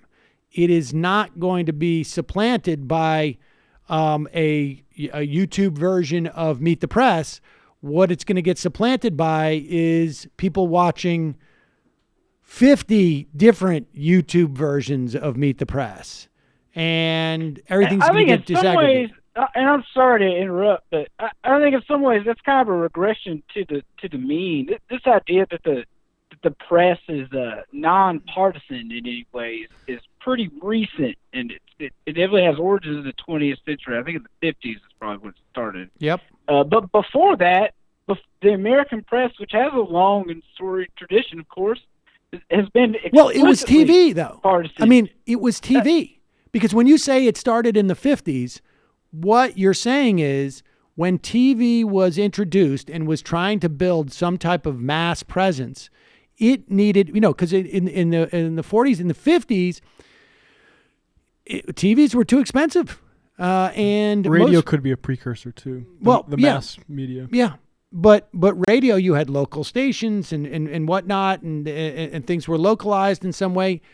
TV theoretically was going coast to coast, and you had a couple of superstations where you had 50,000 watts that were also designed to go in a certain direction. You cover half to 3/4 of the country, maybe theoretically, but TV needed to get an audience, and so it specifically did not want to alienate its viewers. And I think to a certain extent, we may be a generation, well, no, I don't know. I don't know. This has happened very quickly, but we may not be too far away where TV's dominance in the business model is such that it doesn't have to appeal to left and right. It can make its choice across the board.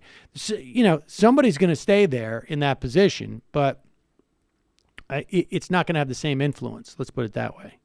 So, I appreciate you taking my call. Say one more thing. I feel like Christmas is coming early for that libertarian debate tomorrow. I want you to rest up. I want you to stay loose, son. But I want you to go for that jugular, Sam. I'll be listening hard. Yeah! Jeff from Georgia, dissident peasant, folks. Dissident peasant. Check it out. Let's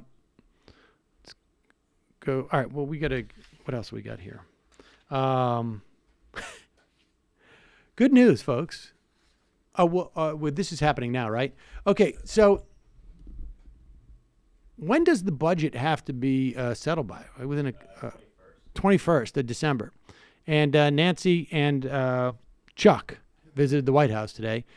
And I don't know. This is giving me like PTSD. I just remember when they first went in the White House, I guess at the end of 2017, right?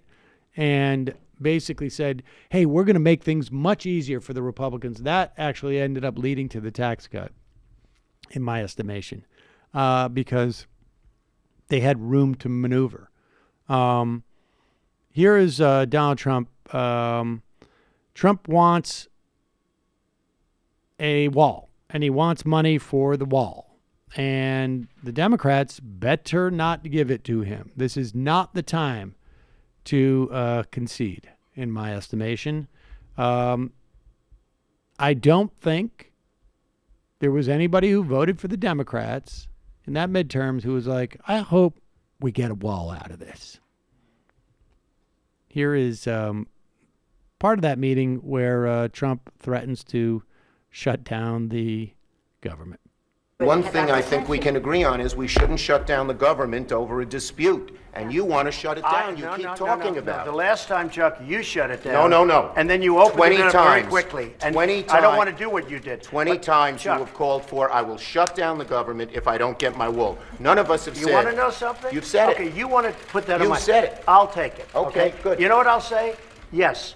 If we don't get what we want, one way or the other, whether it's through you, through a military, through anything you want to call, I will shut down the government. Okay, absolutely. fair enough. And I am proud, and I'll tell you what, disagree. I am proud to shut down the government for border security, Chuck, because the people of this country don't want criminals and people that have lots of problems and drugs pouring into our country. So I will take the mantle. I will be the one to shut it down. I'm not going to blame you for it. The last time you shut it down, it didn't work. I will take the mantle of shutting down. And I'm going to shut it down for border But we security. believe you shouldn't shut it down. Thank you very much, everybody. Thank you.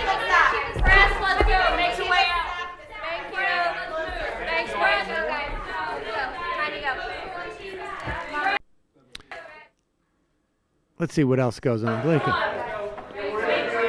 We have a lot of great people. want the job. A lot of people want the job. And I have some great people. A lot of friends of mine want it. A lot of people that Chuck and Nancy know very well want it. I think people you'd like. We have a lot of people that want the job, Chief of Staff. So we'll be seeing what happens very soon. We're in no rush. We're in no rush. We don't need a chief of staff. Why? Quickly. Because we have a wonderful Chief of Staff right now. We are in no rush. Over a period of a week or two, or maybe less, we'll announce who it's maybe going to more. be. But we have a lot of people that want the position. Thank you. Week or two, less. All right, so we got two things here. First off, Chuck Schumer is in Chuck Schumer heaven because he has the president on record as saying, I'm going to shut down the government. And the Baileys hate it when government is shut down. The Baileys get so frustrated. Baileys, of course, is Chuck Schumer's make-believe family that gives him advice on stuff. I don't know if he goes to like Mr. Rogers, he goes to Mr. Bailey's neighborhood. I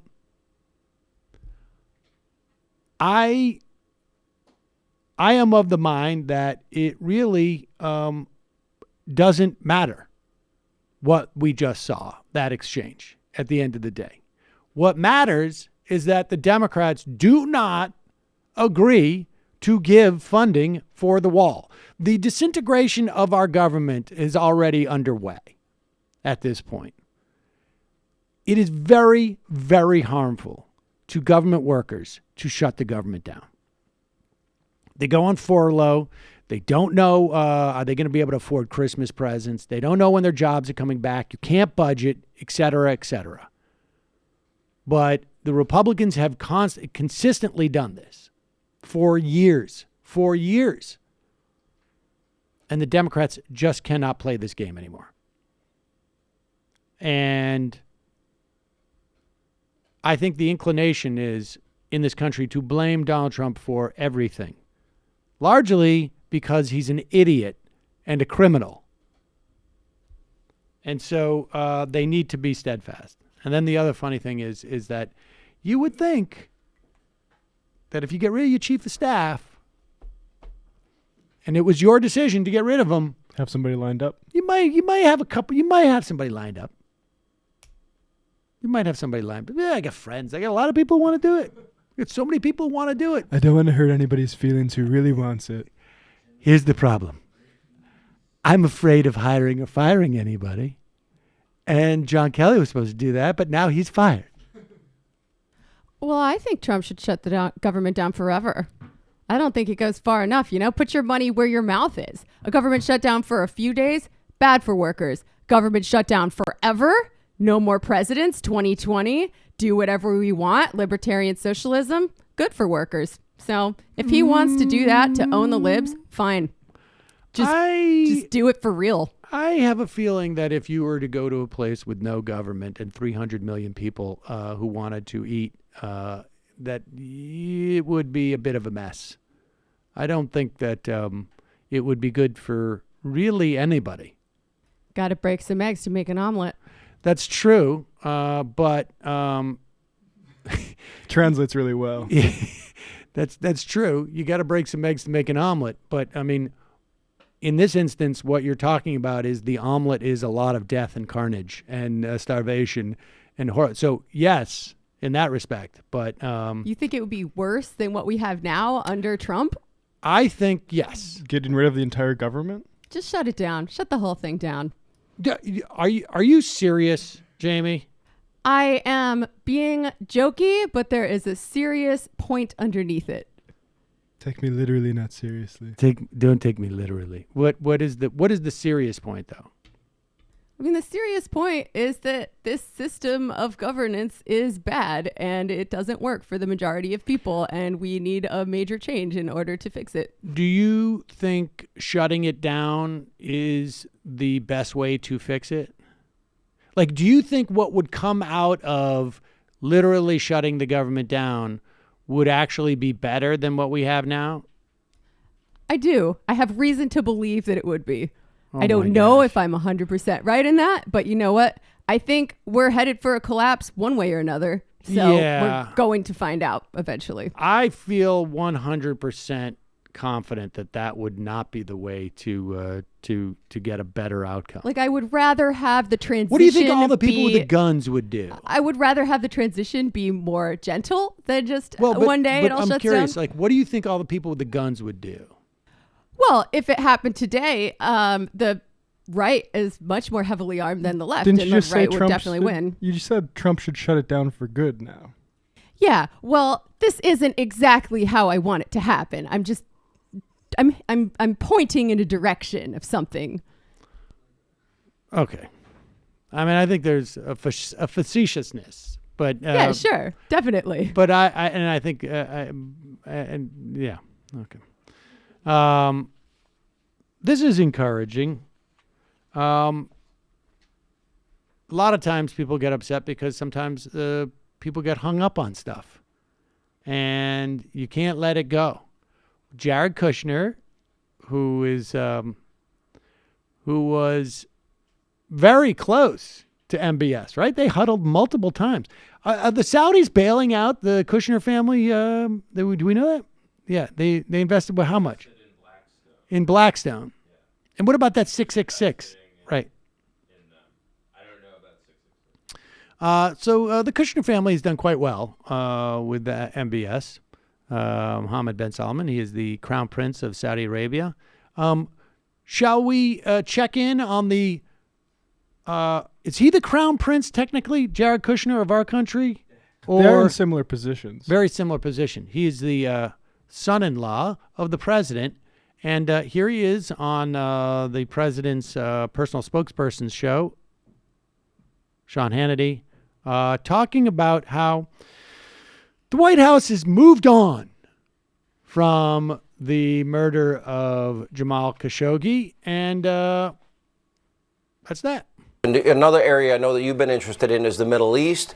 You've been on a number of trips. You've been to Jordan, Egypt, Israel, Saudi Arabia. You have talked to all these people. It seems like there's a moment where there is a new alliance or coalition emerging against Iranian hegemony and a potentially nuclear-armed Iran.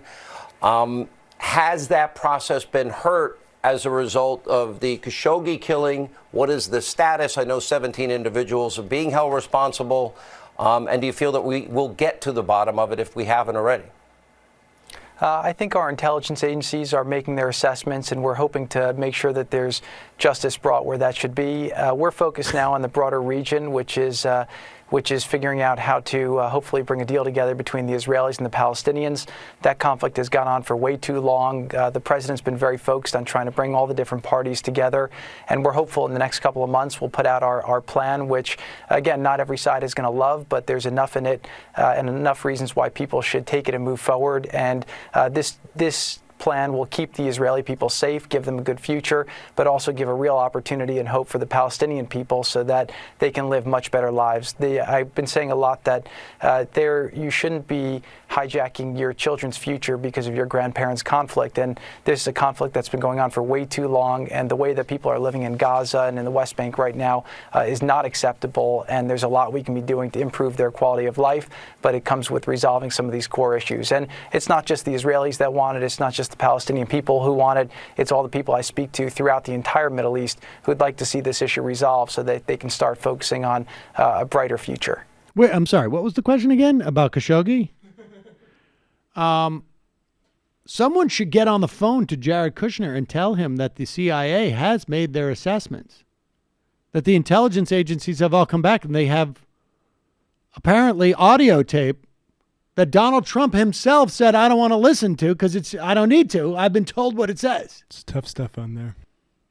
And they have reports that MBS was in direct contact, I think, during the killing. What do you think is the durability of this supposed anti-Iran alliance that they keep trying to salvage under all these discussions?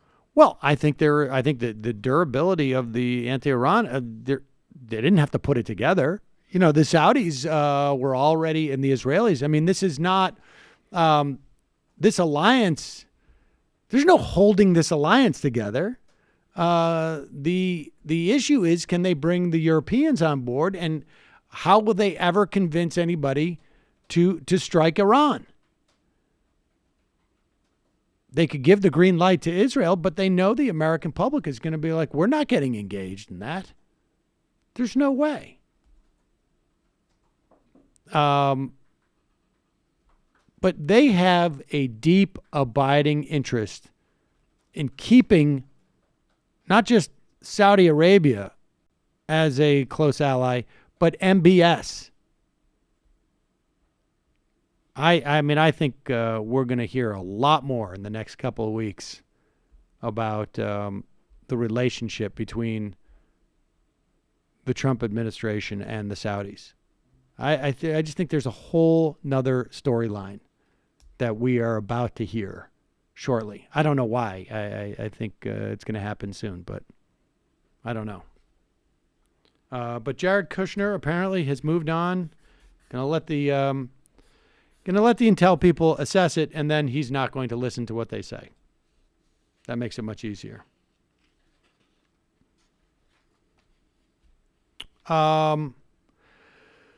We touched on this briefly, and for the life of me, I have been trying to follow what's going on with Brexit. My understanding is essentially that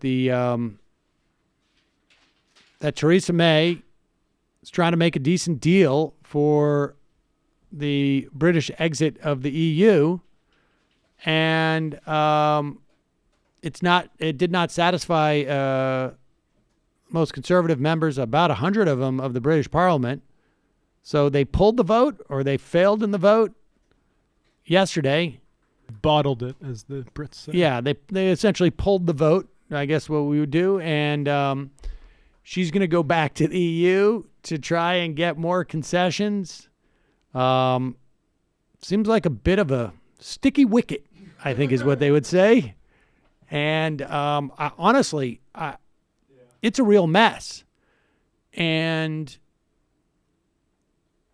I've read some pretty, dire projections as to what can happen to society. Jamie, you may have your opportunity to see what happens with a complete failure of government. But here is the EU Commission spokesperson saying, yeah, we saw what happened, and sorry, you're going to have to work this out. With regards to our reaction, we take note of the Court of Justice judgment today on the revocability of Article 50.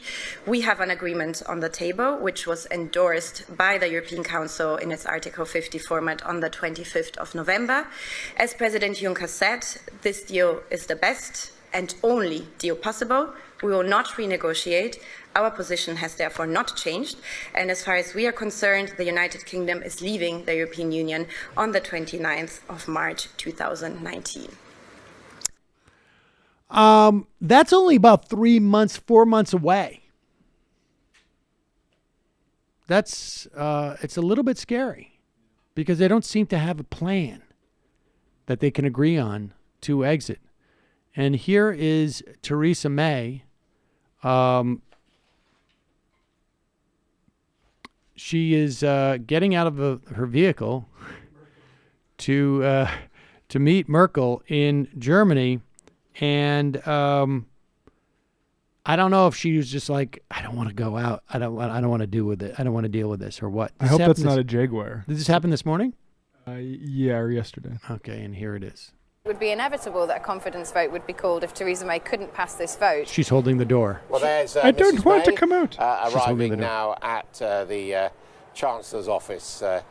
You can't make me talk to her. Washing machine because of the modern architecture. Oh, there we go. There, and waiting for her, Angela Merkel, who's been flying the Union Jack, the German. How do you say in German, "you're fucked"? Because I have a feeling that's basically what she said when Theresa May came out of the car. I'm not going to pretend to understand what's going on there enough to make any type of projection, but it looks like it's not going to be good.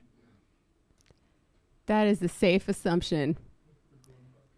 And I don't welcome this kind of decay. Obviously, Brexit's going to be very bad for a lot of people, but this is the kind of shit that's going to keep on happening if we if the people in power try to maintain this kind of neoliberal government, this consensus, you're going to see a whole lot of crazy stuff happening, and a lot of it's going to be pretty bad, and a lot of it's going to come from the right, and things are going to collapse one way or another.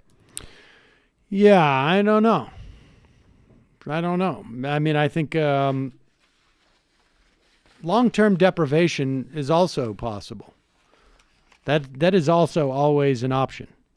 Not one you choose, but I don't claim to know what will happen, but in a lot of my travels and a lot of my studies, I have seen when things collapse, and I don't want things to collapse. I'm not an accelerationist, but I see this happening, and there's not a lot that any of us can do to stop it. When things collapse, people tend to help each other out. Like we saw in Puerto Rico, I did an episode on that. We saw after Hurricane Katrina. I think people really underestimate how the human capacity for cooperation. Yeah, but those places haven't recovered. Well, first off, I would say I think certainly natural disasters to have a tendency to bring people together, unless, of course, you're the people in New Orleans who are trying to cross that bridge and head to the wealthier part of town. And there was a row of guys with guns who were saying, you will not pass, you will stay in the flooded area of New Orleans. In Puerto Rico, there was a tremendous amount of suffering. And on the other end of that, what has happened is moneyed interests have come in and bought up the assets, and we have classic disaster capitalism. And those people are not going to be better off. No, I'm not saying that they are. Yeah, I mean, my suggestion is that after a complete failure, those people with resources are always going to do better. And the resources after a complete failure will involve money and guns. And the working class probably doesn't have enough of either in that situation. Well, I think money at some point in time, there's a chance that it won't have value. But I mean, beyond that, like big picture, I think it is the job of the left to be building networks for community defense and for survival, so that when things like this inevitably happen, that we'll be more prepared. I don't know that it's inevitable that there's going to be a complete breakdown in society. I mean, you did an interview with a guy saying that we've got 20 years until climate change causes major global catastrophe. I think I without a doubt think that climate change is going to do that. But I think the real impact, Pentagon's still going to be around.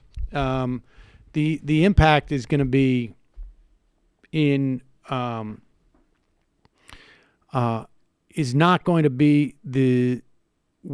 I don't think the U.S. society is going to disintegrate, or the apparatus of control is going to disintegrate under climate change. I think that if anything, it's going to gain more power, and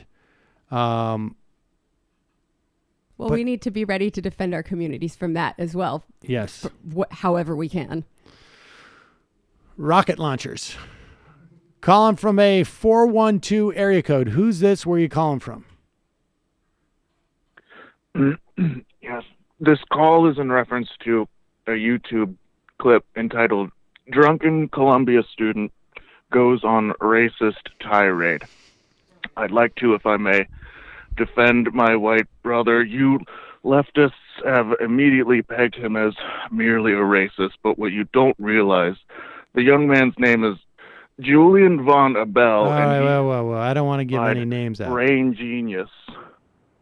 He is the author of 2 books, one entitled Physics Reforged, not kidding, and Time and the Multiverse, Selected Writings on Novel Physical Theories.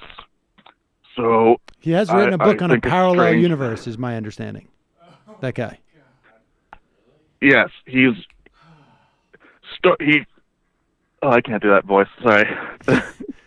Yeah, the dude. Who's this? Totally started his. Who's this? Where are you calling fancies himself a. This is, my name is Ryan. I'm calling from Pittsburgh, PA. I'm a longtime listener, first-time caller. Hello, Thought Ryan. I'd do a, That was pretty good. thought I'd do a flashback to one of my favorite classic calls, Old Man Racist, but it's just too hard to maintain over a long period of time. I understand. But yeah, I mean, I really think you buried the lead on that story. The guy's not only a huge racist, but he's one of those people that he's for centuries, the notion of parallel universes, hidden realities ruled by distinct laws of nature has fascinated philosophers and scientists alike. The gates are truly open for our understanding of reality. So Well, yeah, look, self-published author. Yeah, but he did so when he was in high school. The funny part to me was to watch people's response to that was like he didn't say anything racist. He is proud about being white, and he is just yelling at a bunch of black women on campus that he's proud about being white. Now we don't know what happened before that. It could have been that he was being chased by some black women who were yelling about being proud about being black, and they may have said like, "Hey, aren't you proud about being white? Why don't you yell at us about it?" And he could have turned. I mean, it's possible. We don't know the context in which that happened. And people are like, well, he's not saying anything racist. All he's saying is he's proud to be white. And making the point that apparently white people were completely responsible for modernity, which some people might find is to be just a little bit too boastful for a company. And also grossly inaccurate and founded on white supremacy principles. But I again, from my perspective, I mean, I certainly, I said some inappropriate things, I think, probably I don't know. I mean, when I was drunk in 20, I probably vomited on myself a lot, but I don't think I ever said anything of that nature, but I still sort of feel like what's more relevant is where this guy's getting this information. I mean, he's a student at Columbia. You would expect that he would have some grounding in reality, although maybe he's in that alternate reality that he was talking about. Yeah, he's geared to overturn our understanding of reality. That's the thing. He's ready to take his place in the pantheon of white thinkers, stretching all the way back to ancient Greece and the Middle East. Those amazing white places. Yes, so white. Hey, appreciate the show. I love you guys. Thanks, man. Wow. Wonder how many books he sold. A lot more now. Calling from a 419 area code. Who's this? Where are you calling from? Hi, Sam. Is this me? Yeah, it is you. Who's this? Oh, great. This is Emmett from Cleveland. How are you doing? Emmett, what's on your mind? I'm calling about the proposed changes to the Clean Water Act. I don't know if you guys covered this, but in the last few days there's been a lot of movement from the federal government about changing what's known as the Waters of the United States rule. Yeah. Let me just go over this with people. It is a 2015 rule that the Obama administration promulgated. The EPA was deemed to have authority to do so. They do have the authority. I don't even think that the Trump White House is arguing that. And what it was is basically saying, and the Trump administration, to my understanding, is keeping part of it, which is you cannot use dangerous pesticides and insecticides in areas where they could run off into streams and tributaries that go into drinking supplies. I mean, because we want to keep about... So that's... about... That's not technically... What?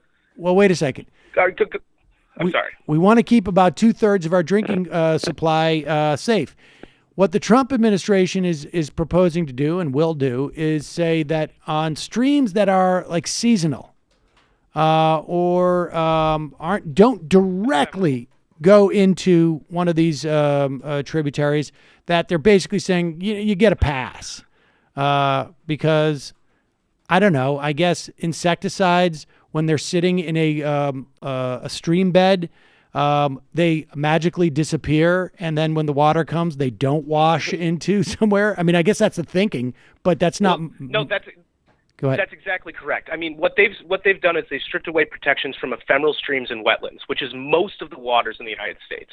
And I mean, one of the things that it's going to do is it's going to increase the amount of flooding in this country. It's going to increase the amount of like subsurface runoff, and they're really just it's basically class politics because I mean, you know, these laws, and also the thing that really angers me is that every person has been covering this, calling it the 2015 Obama-era clean water rules. But these rules were expanded upon by every single president since Nixon.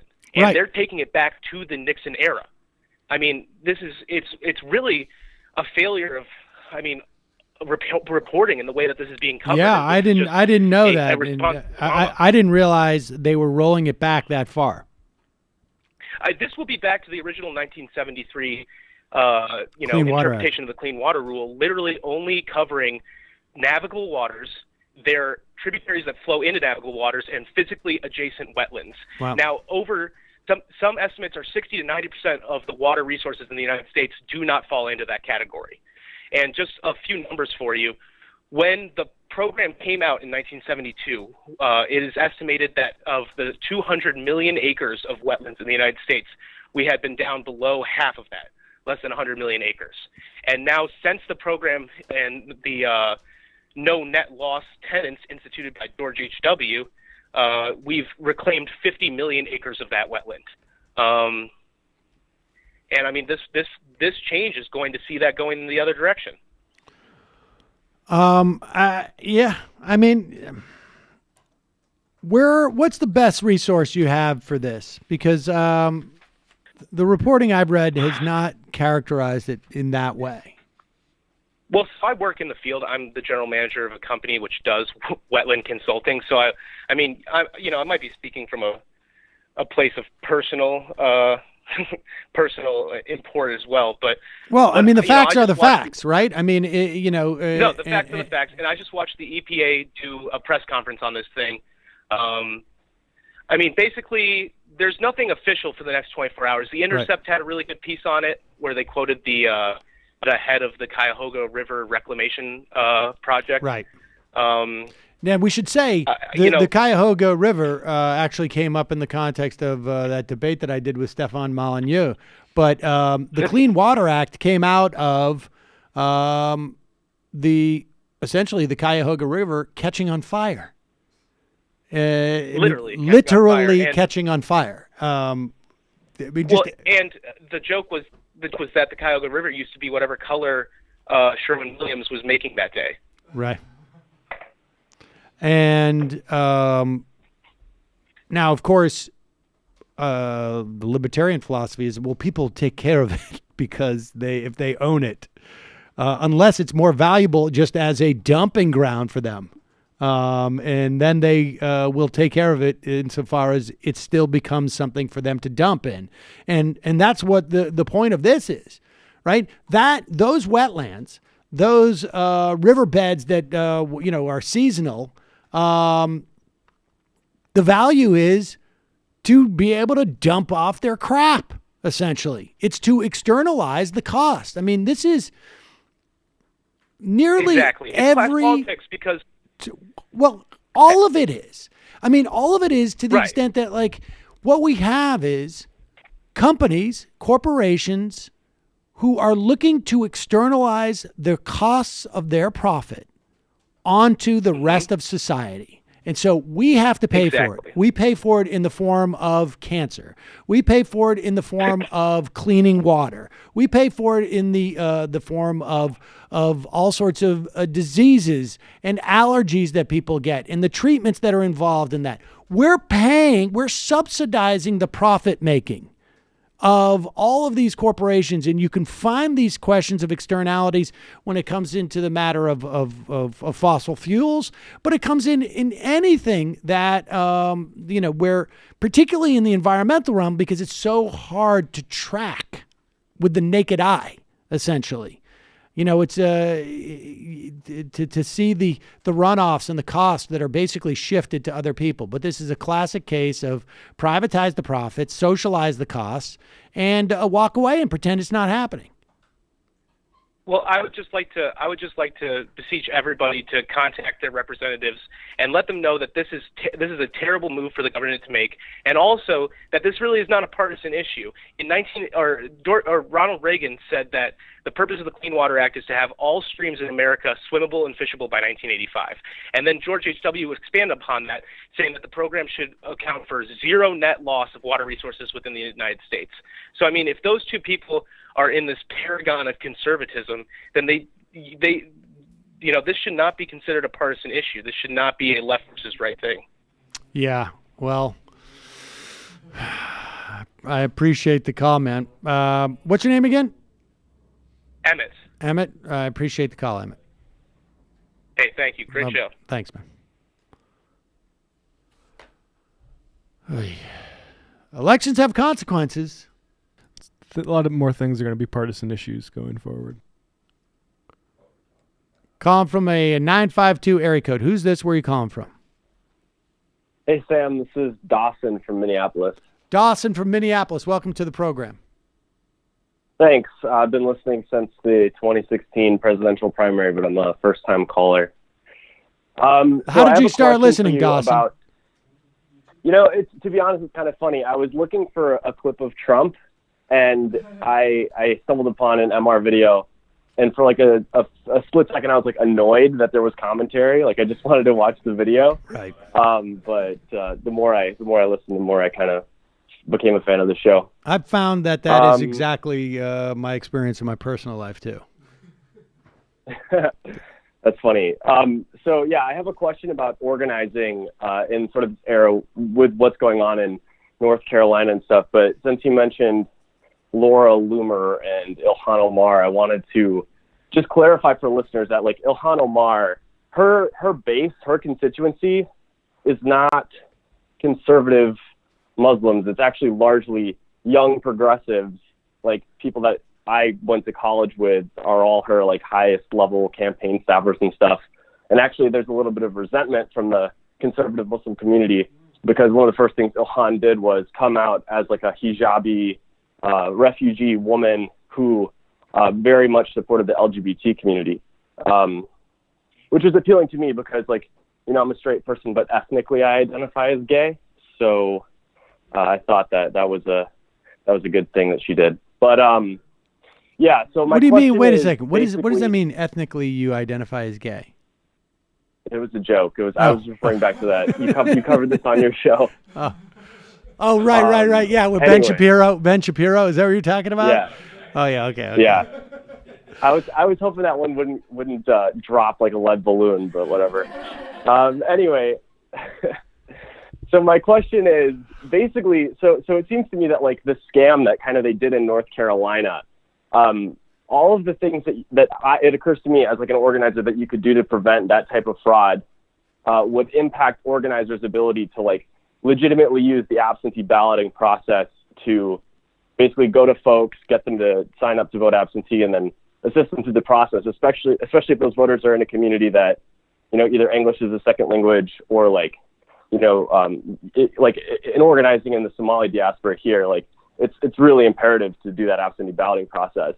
And when you do that, the only thing that's stopping you once you have the information contained on like an absentee ballot application and using that to vote for them is like your own moral, code that says that you won't do that. So I guess my question for you guys would be, what do you propose as like a policy solution to this type of election fraud that like wouldn't disenfranchise voters and organizers' ability to get out the vote? You mean in terms of like absentee ballots? Yeah, or in general, just like, a lot of the work that we do as organizers is to legitimately get people to either get them to the polls or to fill out absentee ballots. And a lot of the dirty tricks is just kind of up to what the organizer wants to do or not do, or wants, the risks that an organizer wants to take. I see what you're saying. So in terms of picking up the ballot at the absentee at the home and then transporting it, is that where the the process goes like this? You go and you identify a supporter, you have them fill out an absentee ballot, and then essentially submit it for them, knowing that then they'll get the ballot in the mail.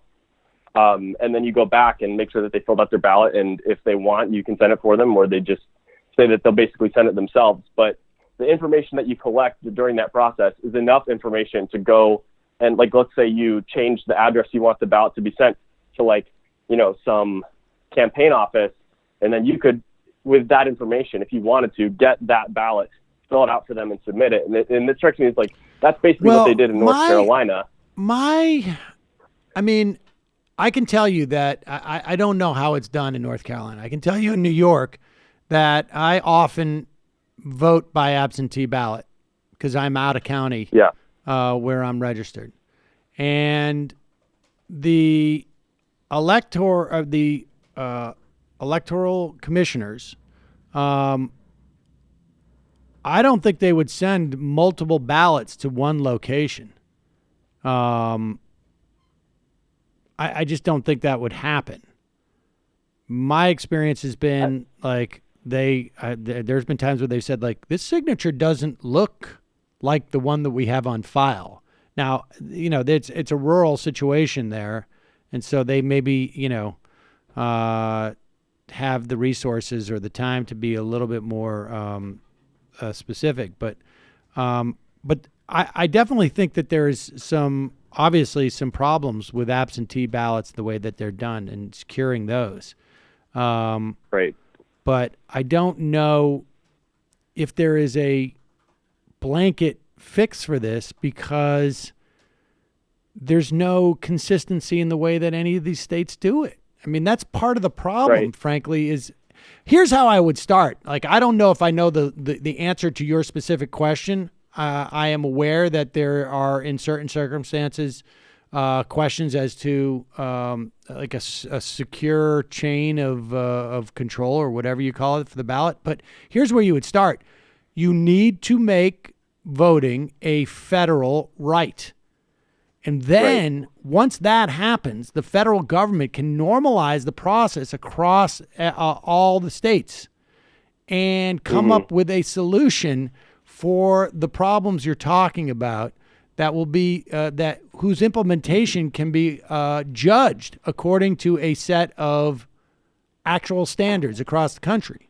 So I don't have the specific solution, but I know the process that has to happen, and I know the way that process needs to start, and that is, we need a federal right to vote, and we don't have one.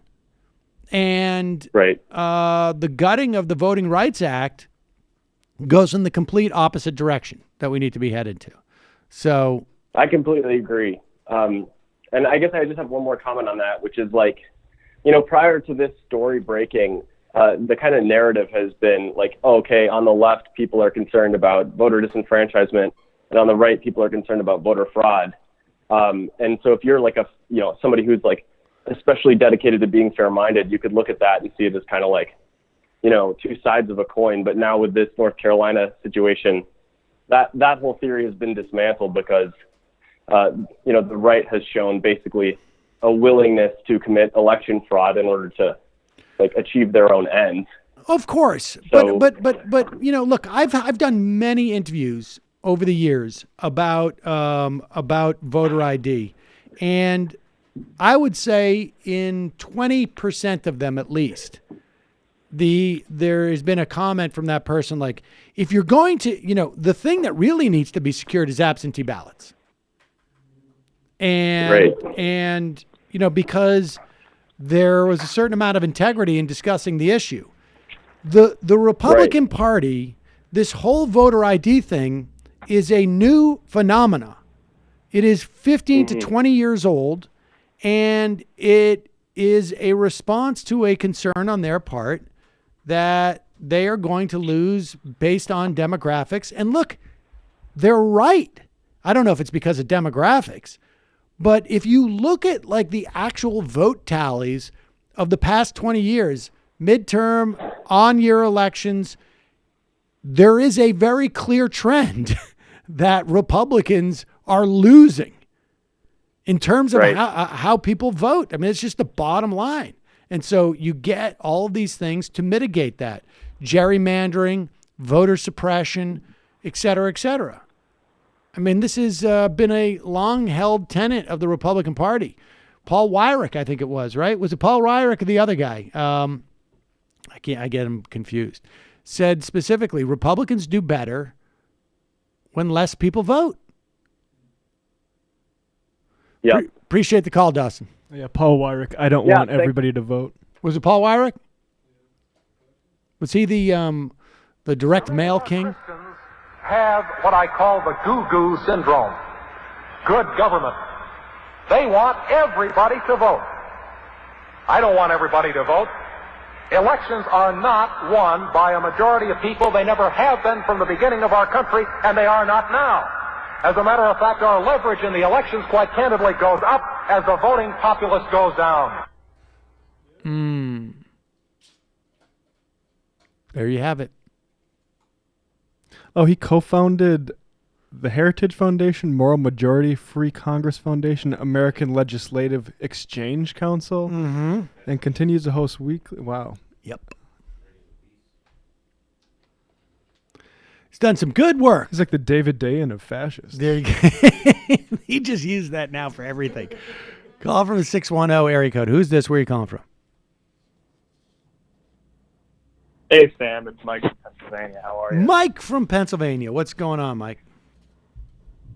Hey, I just wanted to talk a little bit about that Macron situation, if I could, and analogize it to something I don't see talked about much in left-wing politics, but as Jamie rightfully pointed out, like, society is going to be facing economic catastrophe very soon.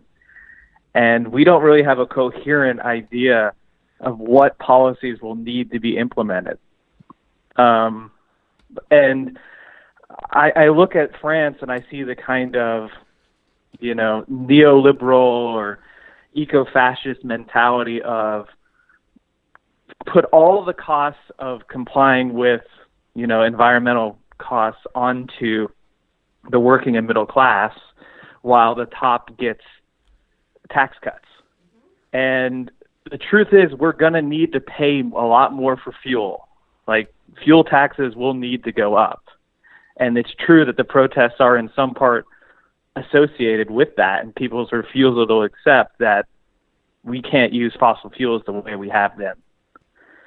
And so, we have this, and this is something Michael is pretty good on talking about, is there is a certain flavor of green who believes that we need to focus on like population reduction or really authoritarian right policies versus a kind of more socialist mentality of reforming our structures to be more equal.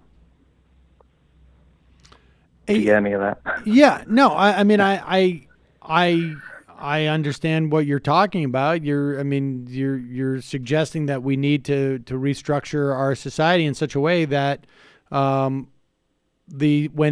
society absorbs these externalities, they are not absorbed by a narrow set of or a wide set of the least powerful and least economically advantaged.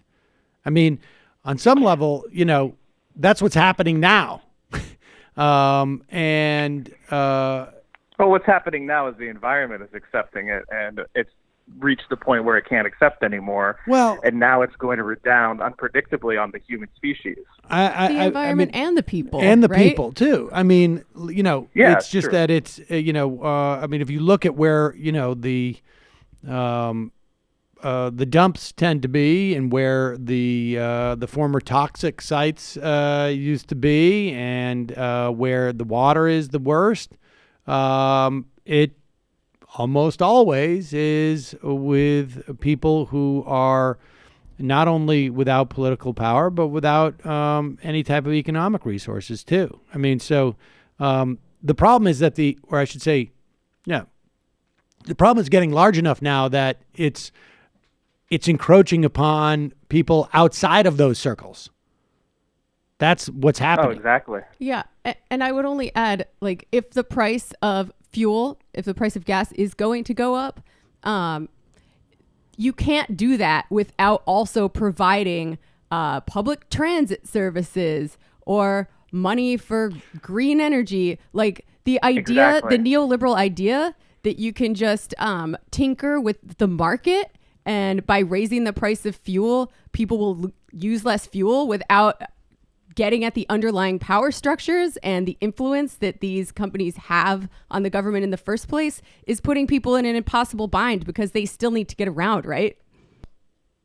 Yeah, no, that's exactly a great point. Is not only do we have to do more transfers just from the social point of view of like what makes society work better, we also have to provide the alternatives, because if you tell people you got to pay 50 cents more a gallon in gas and then you don't have any alternative, they just got a lot poorer. So it's not a surprise that they're going to rebel. And this is unfortunately like the problem with centrists like Macron is that's the alternative they offer. And then the right is going to come up and say, it's not your fault, it's the fault of X scapegoat, and we will have eco-fascism. Like the fact that they want to build a wall, like that's a long-term plan. People laugh about it, but there are walls in places like Hungary. There are walls around the world to keep people out. And when the global south is hit with the lash of climate change and how fast there's going to be billions of people trying to move around in the world. And unless we stop climate change, there's going to be horrific slaughters. Like this is the world that we face. And, Donald Trump is just the beginning. Yep. I mean, the good news is society is so unequal now that we have a lot of room to hack away at it. Like I think you're exactly right. Like every single cent that's going to come out of lower, say middle or lower classes should correspond to austerity of 10 cents for the higher classes. And we needed to hack away at inequality anyway. But it absolutely will not be able to be maintained throughout the next 50 years if we address climate change, because this is what's going to happen. Well, that's what the right says. That's what they mean when they say you're just doing this because you want you're making up the hoax of man-made climate change because you just want to bring about a communistic or a socialistic society, because on some level, but to a certain extent, they have, depending on who's talking, the cause and effect goes the wrong way. Like the reality is there is only one solution to deal with this problem. It is to figure out how we absorb. We've had a lot of cheap fuel, and the cost of that fuel has been narrowly distributed.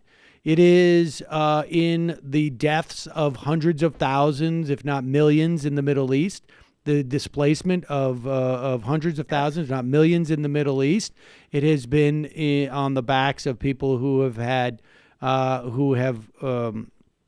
contracted diseases because of the pollution, and it's on the back of the planet that is rapidly becoming, problematic. And so those costs are going to have to be more evenly distributed, and distributed to where the resources actually are, so that we can unravel this in some type of foamed runway, as it were. And the really only efficient way to do that is through more socialistic policies. That's just the bottom line.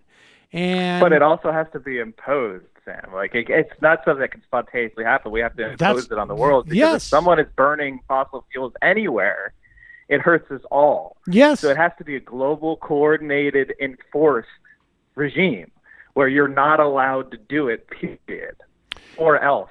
Yeah, I don't know what the mechanism for that is. I don't know, but it's only socialism. Well, I don't know what the mechanism is to impose socialism on the world. Well, if you want to talk about a more reformist solution, like Bernie Sanders and Yanis Varoufakis, they're talking about forming a progressive international that hopefully, Exactly. I mean, their goal is it's really only going to work if every single country in the world signs onto it, right? Because there's still going to be bad actors somewhere. So in that way, I think it's about as utopian as my solution, which is to get rid of capitalism entirely, shut down the oil industry, and democratically decide to impose standards on the world that are going to save the human race. Yeah, I mean, I don't know Yeah, how but the you thing about democratically shutting down the oil impose industry something. is, I live in Pennsylvania. You guys live in New York. It gets fucking cold up here.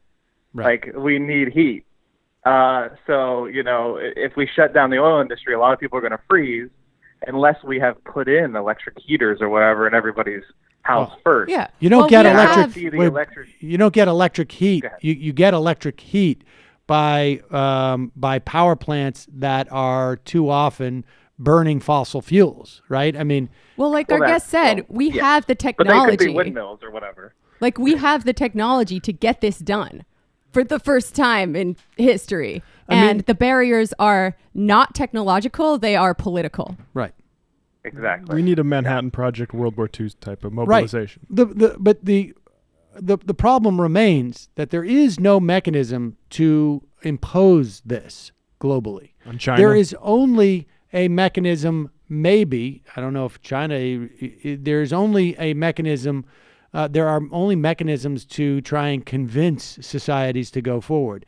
And, you know, to the extent that... Because a war would be the alternate solution, which, guess what, those are pretty bad for the environment, too. Right. And Well, no, it's true, but we don't need to do that. Like, you know, the economic incentives are there. You know, the fact is we're allowing people to externalize these costs, but if we use our political power to say, hey, you use fossil fuels to make this product, agree. guess what? You got to pay 3 times the cost. Right. On I taxes. mean, we can't necessarily do that internationally, right? I mean, But we're the biggest market. Right. EU Right. is No, the second I agree. biggest market. I mean, like. I agree.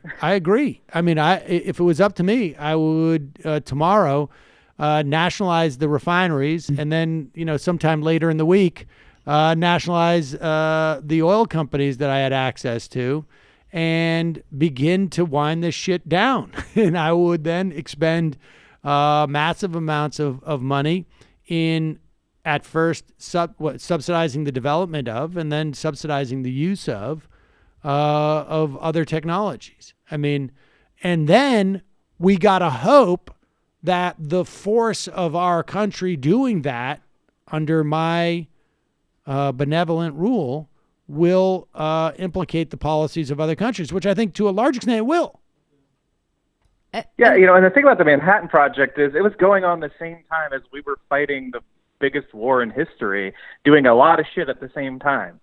You know, we can chew gum and do something else at the same time. This is why this, but at the same least time, we could. like, the way Macron is being lashed by his own politics, like politicians are seeing what's happening to Macron and that neoliberal strategy. They're going to become more gung-shy, not less. Right. We need, and that's why we can't have somebody like Kamala Harris or Cory Booker be the president. We need somebody who has the will to carry on and get it done. We need somebody who is going to welcome the hatred of the right wing, and we need to stiffen our lips and increase the contradictions, because there's no way that we can carry on the way we're doing it. That is Appreciate the call, true. Mike. Have a good one. Bye. All right, we're out of time here, but should we close with the Scaramucci?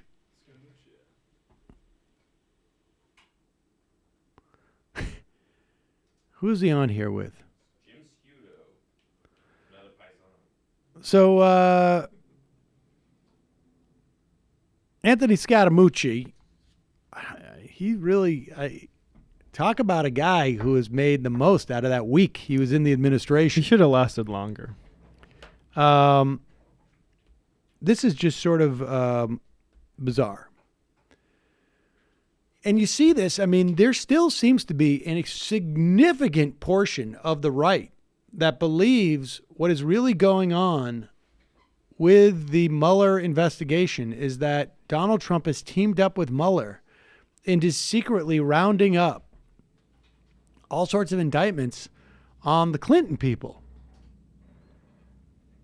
it is an insane theory that is promoted by a hoax that started on 4chan, I think it was, QAnon, that is supposedly about some high-level placed intelligence figures within and without the Trump administration who are anonymously letting people know what's going on through internet bulletin boards. Very opaque signs. Right. They're very hard to read.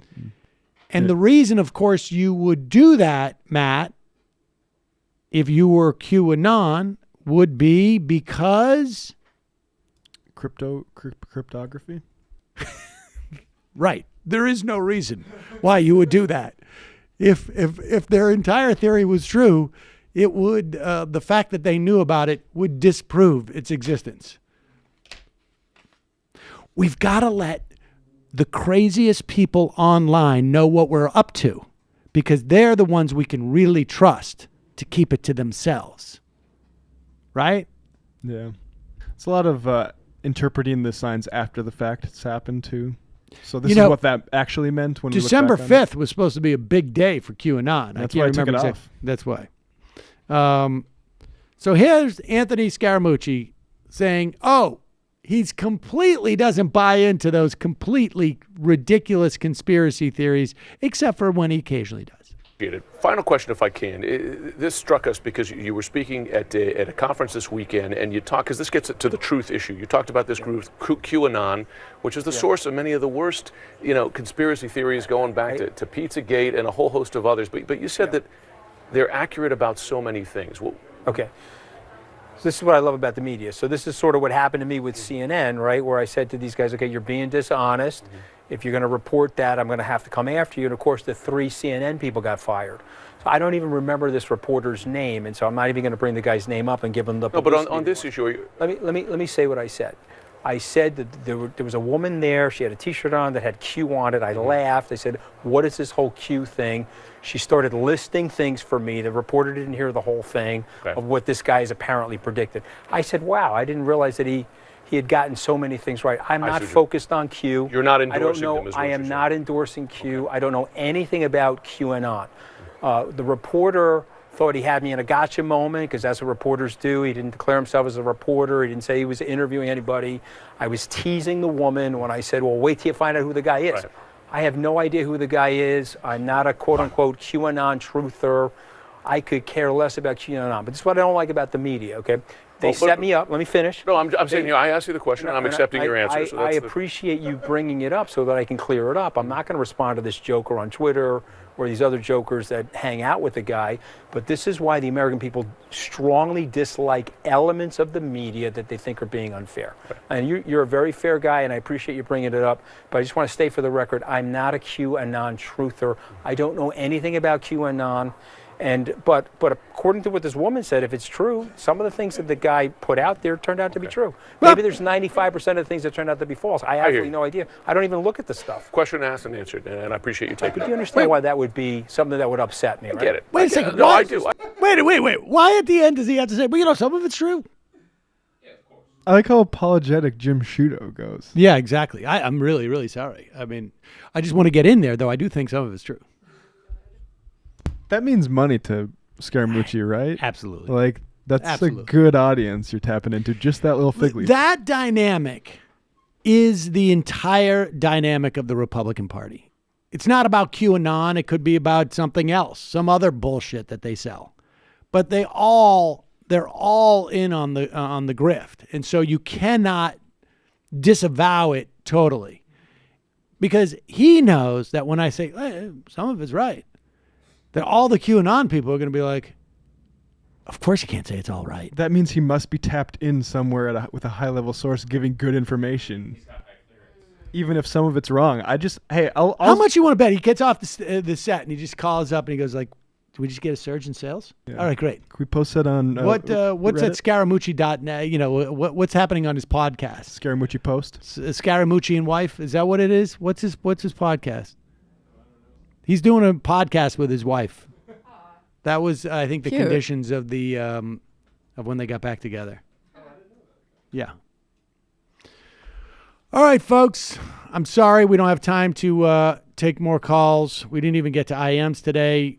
We had a long free show. Tomorrow on the program, Adam Kokesh will be here, and we will do a libertarian debate. Is that right? Is that what the plan is?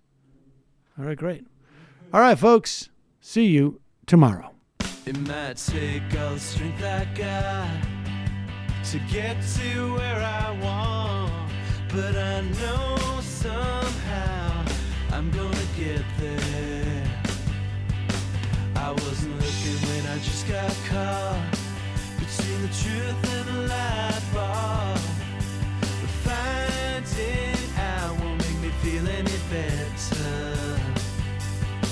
Yeah, I know the clock is ticking, but the meds are gonna kick in, and my pilot light shining bright. I get somewhere the choice was made for the option where you don't get paid.